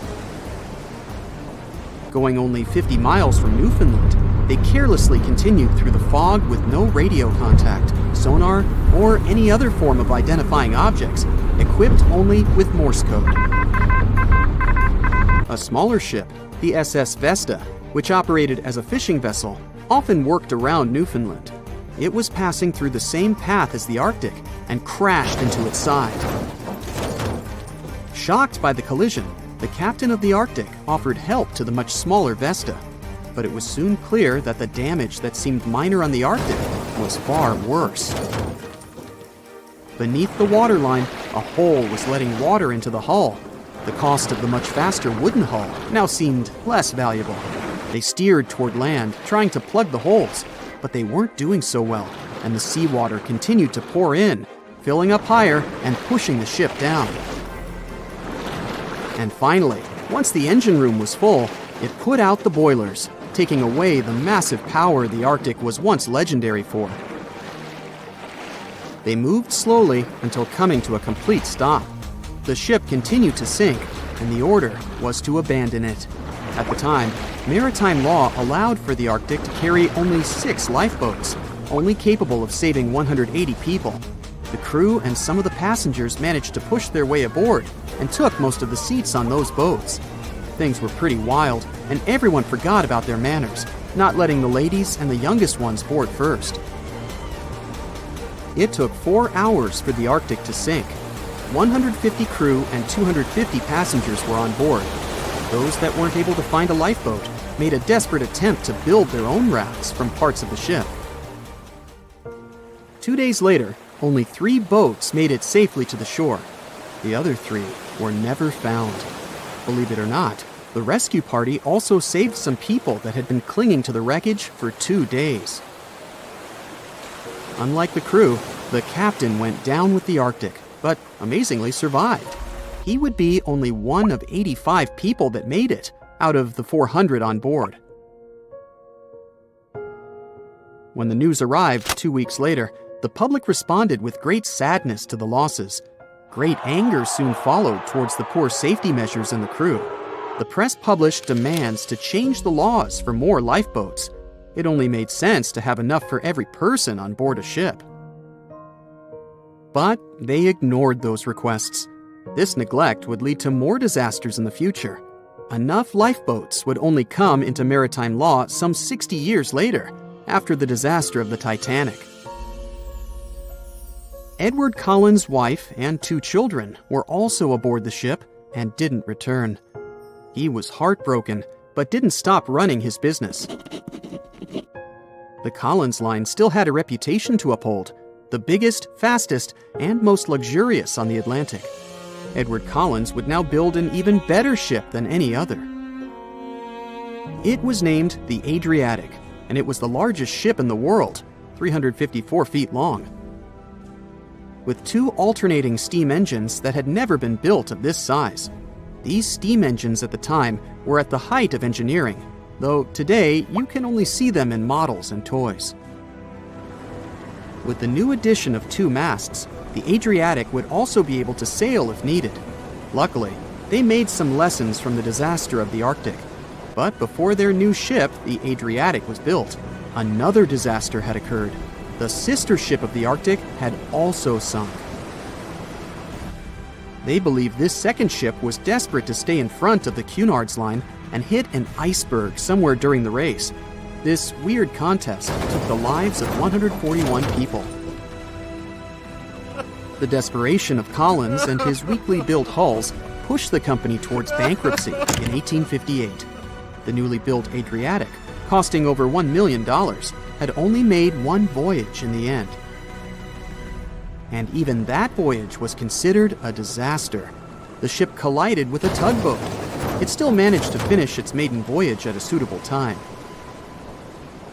After the company had gone bankrupt, they had to sell the ship for only $50,000. They removed the great giant engines, replacing them with only sails. Although it was once the greatest ship on the high seas, it was only 30 years later until it was abandoned. Labeled irreparable, and anchored in a river. The other remaining ships were also sold and only used for parts. Edward Collins left the industry altogether, seeking work on dry land instead. As the Collins line was no longer in the mix, the Cunards would grow in strength. Without competition, they would win the Blue Riband for the next 30 years, and 180 years later, after producing hundreds of ships. They still have a constant presence on the seas as they provide transatlantic crossings, world voyages, and leisure cruises. To this day, the Cunard line is the only one to run ships between Europe and America, and it's great proof that it's not always the fastest that's the best. It was the start of 1912. A giant chunk of ice broke off a glacier in southwest Greenland. The ice was made up of snow that had fallen thousands of years before the event, perhaps as far back as when mammoths still roamed the earth. The iceberg started its journey. It was a huge thing, more than 1,700 feet long and weighing over 75 million tons. It was also a very peaceful chunk of ice. It steered clear of ships and busy transport routes. And then, it somehow floated much further south than other bergs did. Our iceberg was lucky. Others melt long before they get to these low latitudes. Out of up to 30,000 icebergs that drift away from Greenland's glaciers, only 1% ever make it all the way to the Atlantic. Even after melting into the water for months, this massive block of ice was still almost twice as heavy as the Golden Gate Bridge. The iceberg's top part was towering 10 stories over the ocean surface. Several days before our iceberg made it to the Atlantic Ocean, a magnificent ship left port. It was a luxury liner carrying more than 3,000 passengers and crew members. At that time, it was the largest ship ever built. It was the Titanic. The collisions happened on April 14th, when the ship was in the North Atlantic, 370 miles away from Newfoundland. Unable to divert its course, the ship ruptured at least 5 of its hull compartments. They started to fill with water at an alarming speed. The Titanic's compartments weren't capped at the top. That's why the water spilled over and started to flood each succeeding one. The front of the ship began to sink, causing the back part to lift vertically into the air. And then, with a deafening roar, the liner broke in half. The rest is history. But what happened to the iceberg after that?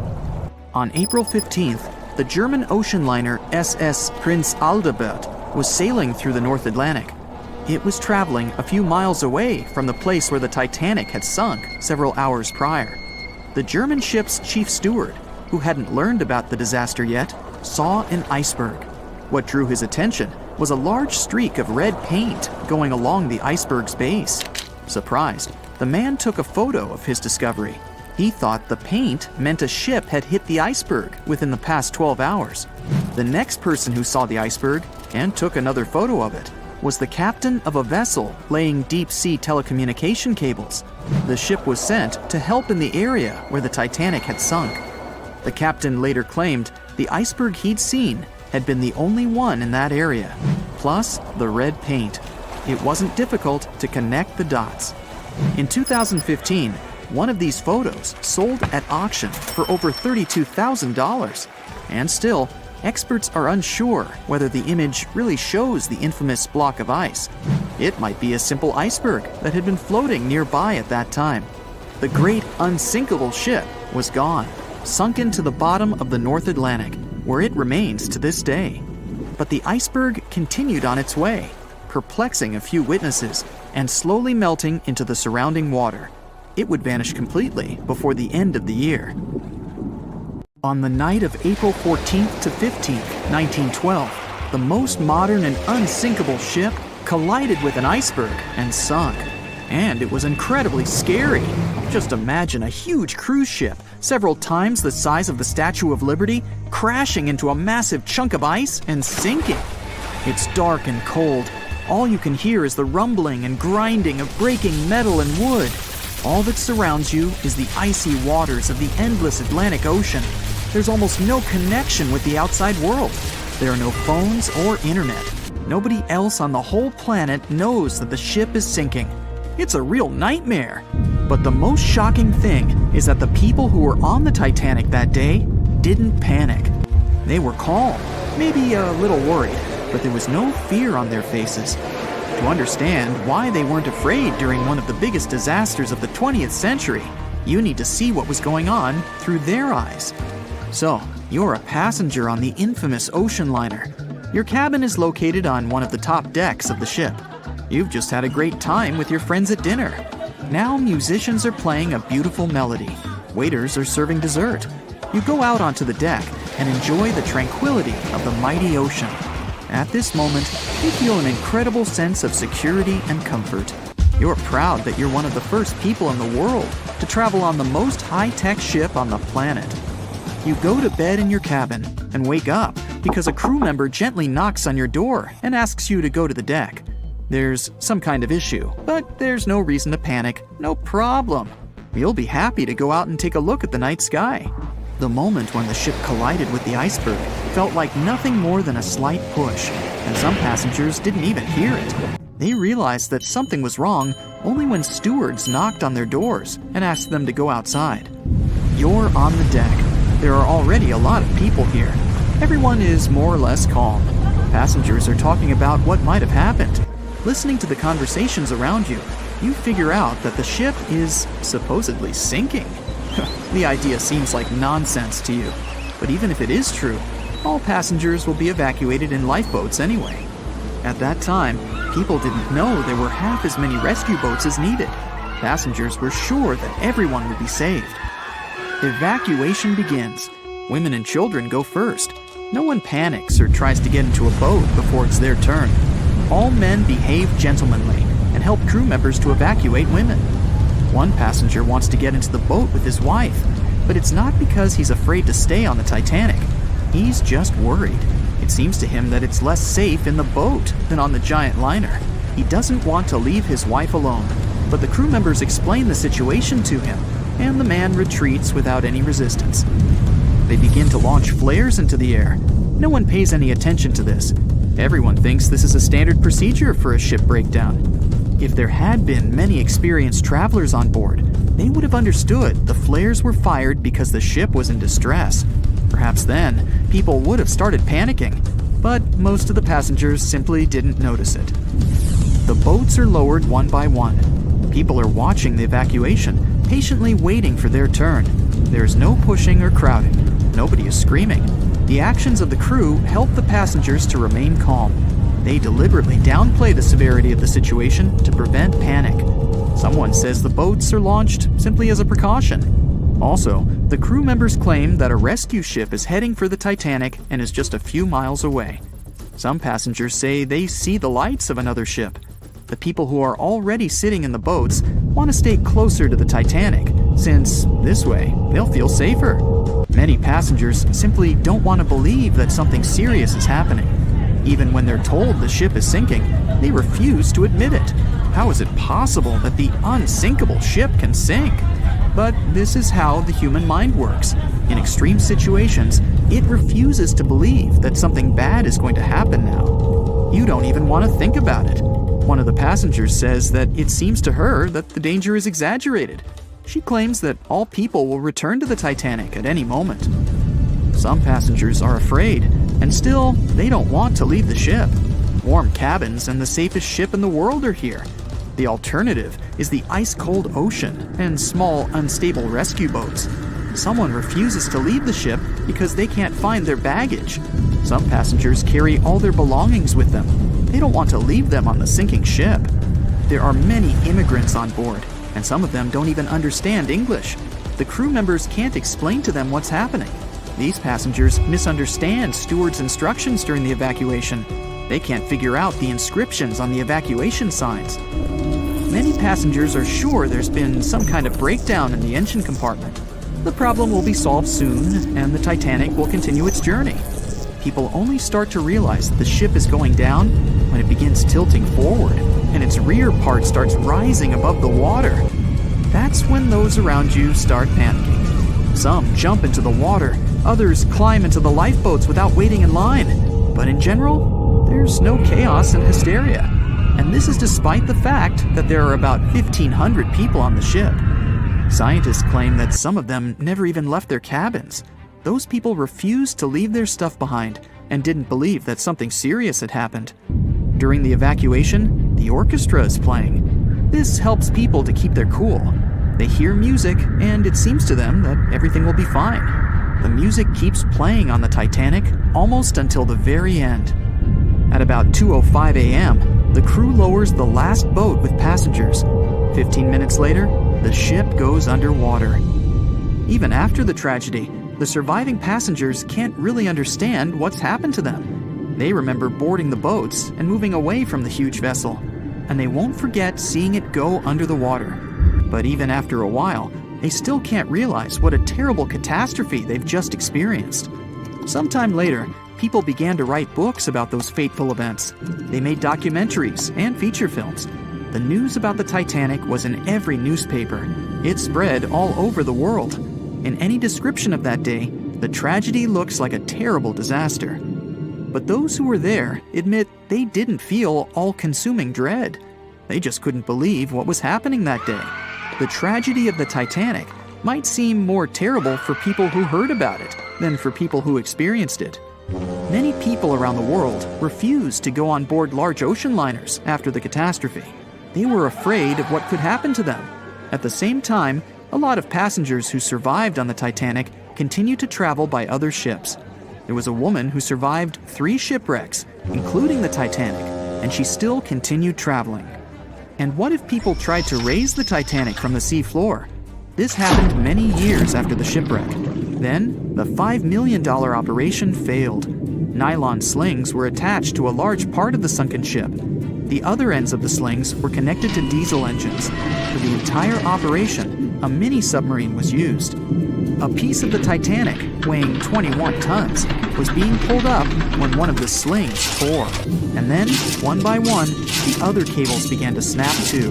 The huge piece of the ship fell back to the seafloor. By that time, the participants of the rescue operation had run out of food supplies. And since the nearest shore was quite far away, they decided not to give it another try.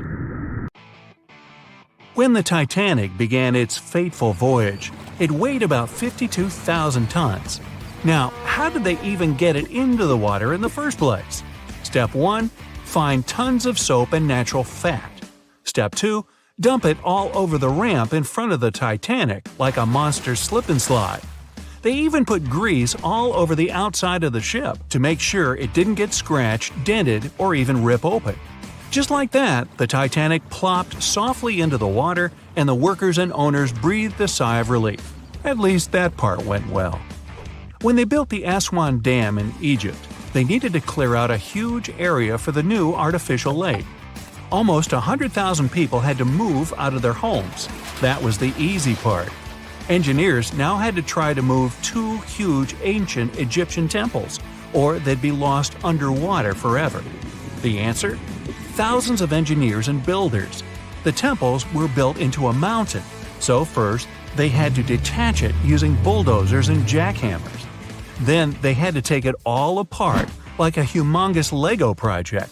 Statues, roofs, walls, sculptures, pretty sweet Lego set. Then they cut the temples into bite-sized bits, over 1,000 of them. Each one weighed the same as 3 elephants. So where did they put it all back together? On the same mountain, just 200 feet higher. It took 5 years and about $300 million in today's money. I think even the pharaohs would have been impressed. Now, say you're thirsty, so you grab a glass of water. But where does that water come from? In Saudi Arabia, it comes from salt water. You just need to get the salt out, no biggie. That calls for an evaporator. Saudi Arabia's machine brings fresh water to 300,000 people. Not bad for so much desert. The evaporator weighs 5,000 tons, and it's pretty big, like 10 basketball courts big. They hired a special ship to bring it from Vietnam to Saudi Arabia, but even that was too small. After making the ship a little bigger and making a successful cross-continent journey, the evaporator finally touched down in the Middle East. Then it was easy. Just grab 30 tractor trailers and pull. Pretty impressive, But the largest thing ever moved on Earth is way bigger. Enter the Norwegian Troll gas production platform. It weighs more than the Titanic and is way taller than the Empire State Building. But the engineers weren't scared, even though they had to drag the thing 120 miles from shore. They hooked up 10 powerful boats and pulled it along for a week. That thing cost $1 billion to make, so they had to be careful. The boats were actually pulling it in all directions to keep it steady, then slowly making their way out to sea. Once it got there, its 4 powerful legs were secured with concrete, about as much as you'd use to build 200,000 houses. That part of the sea can be quite rough, so they had to make sure it wouldn't move at all. Natural gas can set on fire, even in the middle of the sea. You gotta move out of town, but you're used to your house, your big kitchen, cozy fireplace. No problem. Take your home with you. About 500 years ago, an Italian architect was constructing the local city's administration building, but the local church bell tower was getting in the way. The solution? Pick up the tower and move it. The architect built a wooden frame around the tower and shifted it using ropes, blocks, and a lot of people power. Since then, a lot of buildings have been moved around, but what happened in China changed everything. In 2004, engineers shifted the Fugang building about 120 feet. It was the heaviest building ever moved, but it only took 11 days. They worked day and night to get it done so fast. 10,000 years ago, a meteorite fell on Greenland. It was the only source of iron for the local people, who started breaking pieces off to make knives, harpoons, arrowheads, and even jewelry. Talk about good luck. Over time, the locals split the meteorite, named Cape York, into a bunch of pieces. Arctic explorer Robert Peary wanted to bring the biggest piece back to the U.S. So, how do you move 30 tons of space rock without trucks or paved roads? Plus, it's 1897 and freezing cold. It took 3 years, but he did it. He ended up building a railway with a special platform to pull it to the nearest shore. It was the first and last railway in Greenland. Peary sold the meteorite for $40,000. Today, that would be about $1 million. In 2012, artist Michael Heiser erected a 340-ton boulder over the entrance to the LA County Museum of Art. It was called Levitating Mass. Installing it was easy. Getting it there, not so much. They had to use a 290-foot trailer and 6 different trucks. They only drove at night 100 miles through 22 cities. The most insane part, it ended up costing $10 million. The Swedish ship Vasa, built about 400 years ago, was almost a celebrity. People were amazed by its size, beautiful decoration, and gold sculptures. First time out to sea, it sank. Why? A gust of wind. Oops. Anyway, about 80 years ago, they decided to pull it out. One plan was to fill it with ping pong balls and freeze it in a block of ice. But instead, they just tied some ropes around it and used 18 lifts to drag it along the seabed to a shallow area. From there, it was pretty easy to lift it out. It was mostly made of wood, not much metal. The ship survived quite well because of the cold seawater and even floated by itself. Its retirement home would be the California Science Center. The massive shuttle was loaded onto trailers and driven through LA at the amazing speed of 2 miles per hour. It was the first and probably last time that a spaceship would drive through a big city. They had to clear a pretty big path and ended up chopping down a lot of pesky things like lampposts, traffic lights, power lines, even over 400 trees. But don't worry, they raised a lot of money from the whole thing, enough to plant over 800 new trees. The Statue of Liberty wasn't built in the USA. It was built in France. After 9 years of hard work and a serious amount of copper and iron, she was ready to be given to the United States as a token of friendship. Sending it by mail would take way too much bubble wrap, so they decided to ship it instead. The statue was cut into 350 pieces, loaded into crates, and shipped over to New York. It took them 4 months to assemble all the pieces back together. Talk about Humpty Dumpty. Meet Bagger 288. a self-propelled excavator and the largest land transport on the planet. This beast can shift thousands of cars worth of dirt a day. It finished work in one quarry and had to move on to another. Taking it apart, shipping it, and putting it back together would have been ridiculous. So it just drove over there. It took 3 weeks and only moved at half a mile per hour. To stop it from wrecking everything it drove over, engineers walked ahead, planting grass and covering roads with gravel and dirt. Now, you're walking down the street in France, see a couple of cafes, maybe a nice bakery, and the world's largest gas turbine, named Harriet. Harriet's job? Keep the lights on in over 700,000 French homes. This mammoth turbine weighs as much as 2 jumbo jets and had to travel through France, Germany, Belgium, and the Netherlands. Hey, let's go Dutch! The Great Pyramid of Giza in Egypt is made up of more than 2 million huge blocks of stone. No trailers, no tractors, just some good old-fashioned muscle power. Each block weighs more than 2.5 tons. That's like 30 of me. These guys didn't even have strong metals like iron or steel. They mostly used pieces of wood and stone hammers. Have you ever wondered how much of the Titanic is left these days? Now, if you haven't been living under a rock, you probably know that it's been over 100 years since the world's most famous ship turned into a wreck. The RMS Titanic, the world's largest sea liner from the beginning of the 1900s, sank during its maiden voyage, just a few days after leaving port.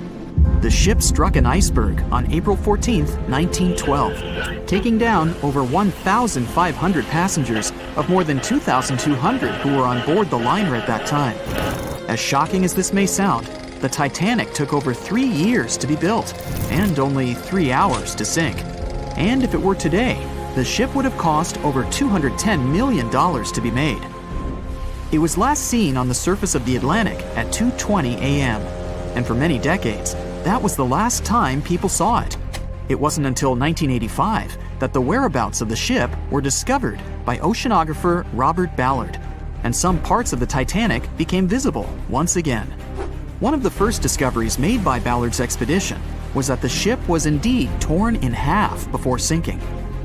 The early exploratory missions to the part of the ocean floor where the Titanic now lies could only see the hull and the deck of the ship. According to Ballard, the main purpose of these missions was to understand how to preserve the ruins from deteriorating. Another goal was to recover the huge number of personal items scattered along the seabed. The explorer later said the view down there was as shocking as it was emotional. In the field of debris around the wreck, the oceanographer discovered plenty of small objects and personal belongings, many of which he brought back to the surface. There were shoes, some fancier than others. There were pieces of clothing that belonged to crew members. And there were huge propellers. If on the surface they gleamed and shined, on the ocean floor they were embedded and devoured by sand. Ballard pointed out that the area where kitchenware was scattered measured more than a mile in length. There were enough plates, pots, and pans to fill up an entire industrial kitchen. For the first time ever, 3D animation footage reveals exciting images. The simulations show the Titanic's evolution from when she first set sail in 1912 until the state of her ruins today. But simulations weren't enough for deep-sea explorer James Cameron, who envisioned traveling to the heart of the wreck for the first time ever in the history of the ship. Yep, the same James Cameron who happens to be the director of a very famous movie about the ship. He has now dived 33 times to visit the wreck of the Titanic. Here's some fun trivia for you. The director says that his true passion has always been the ocean, and that ever since he was a kid, he wanted to study the sea. Directing, let's say, just happened to be his day job. And when the possibility of directing Titanic appeared, he said yes, just so that he could go and check out the ruins of the ship in real life. Now back to the wreck. According to James Cameron, it wasn't enough for researchers to access only the exterior of the ship. They needed to go inside, analyze and photograph what was left of the pompous interiors of the world's once biggest sea liner. Cameron piloted an innovative robot vehicle equipped with cameras. It helped the man to reveal spaces in the Titanic that no one had ever seen before since the ship touched the bottom. Turkish baths, for instance, still had their tiled walls standing up almost in all their entirety. These baths were exclusively for first-class passengers. They were located right next to the swimming bath and the third-class dining room, and were designed in the Moorish style. People resting there could get heating blankets and ask waiters to bring them anything they needed. If the pictures from before the disaster were astonishing, they carry a different kind of wow factor now, when everything you see in them is hidden underneath the surface of the water. Another shocking discovery was the ship's mast. If we look at the Titanic in its pre-sinking glory, the mast calls much of one's attention. Located on the bow of the huge ship, the mast held together the transmission cables for the Marconi system, a system of wireless telegraphy. That's also where the British merchant flag the Titanic flew was located. The mast stood at the height of a bit more than 100 feet and was equipped with a crow's nest. Nowadays, the mast is unrecognizable. Attacked by corrosion, it collapsed. The crow's nest broke apart too. Now we can see why the modern-day Titanic is a real treasure for deep-sea explorers. But as the wreck of the ship lies at an approximate depth of 12,500 feet, sunlight is non-existent there. So, piloted missions depend on high-end technological equipment to survey the area. Why do you think the Titanic went missing from the public eye for over 70 years? Well, because at that time, technology wasn't advanced enough for people to go down there, as well as bring back good footage of the wreck. Filmmakers were the ones who drove this technology to its advance by trying to film underwater. They began by building boxes to put their cameras inside. And now, deep-sea photography is highly advanced and allows us to marvel at the awesomeness of underwater life. Of course, taking pictures under the sea is no easy feat. For one thing, to withstand that crazy underwater pressure, submarines need to be really strong and have thick walls, no thinner than 11 inches. Plus, explorers need to understand how to film and photograph when there's almost no light around. There was another thing that made documenting the Titanic even more difficult. When the wreck of the ship was rediscovered by scientists, it was covered with red-colored rusty bacteria that made it even harder to take good pictures. As it happens, the color red does not reflect well underwater, which is unfortunate for photographers. For this reason, human-operated vehicles that go down to tour the ruins are equipped with powerful lighting devices. When you see some parts of the ship from afar, they look as if reddish-brown wax has been dripping all over the Titanic's ruins. But in reality, these icicle-shaped structures are colonies of microorganisms. When the ship sank, it brought down with it an enormous amount of bacteria that hadn't existed at the bottom of the ocean before. But now, these bacteria, together with the extreme conditions at the bottom of the ocean, have turned into a disastrous combination for the ruins of the ship. These red colonies of microorganisms actually feed off of iron and steel, which is basically all that is left of the Titanic. One kind of those microorganisms are bacteria called Halomonas titanicae. They can eat up to 220 pounds of iron per day. This makes the Titanic a colossal food source for them. There have been lots of speculations regarding the life expectancy of the ship's wreck after researchers discovered this bizarre rust. But according to Cameron and his research team, the Titanic isn't going to disintegrate anytime soon. In one of the latest expeditions down to the wreck, a piloted vehicle was funded to identify specifically one stateroom. It belonged to a very important passenger, Sir Benjamin Guggenheim. Yes, just like the museum. Guggenheim was the son of a mining magnate and a member of the elite group that boarded the transatlantic journey of the Titanic. Born in Philadelphia, Guggenheim was traveling back home to the US. But, as we all know, he never made it to his final destination. For the price that ranged from 400 to 800 pounds back in 1912, the equivalent of 84,000 pounds nowadays, one could book accommodation that was called a stateroom. Staterooms on the Titanic were the most luxurious kind of first-class rooms. They were located on the B or C decks and were decorated in more than 11 different styles, ranging from Jacobean, Georgian, Italian Renaissance, and the list goes on. These rooms were filled with carved paneling and marquetry made from exotic and rare kinds of wood, such as mahogany, oak, and so on. Guggenheim occupied one of these luxurious rooms, and 100 years later, one of his descendants funded an entire mission just to locate the precise stateroom the man stayed in. This expedition turned into a documentary for National Geographic, and they did manage to identify which stateroom was Guggenheim's, so kudos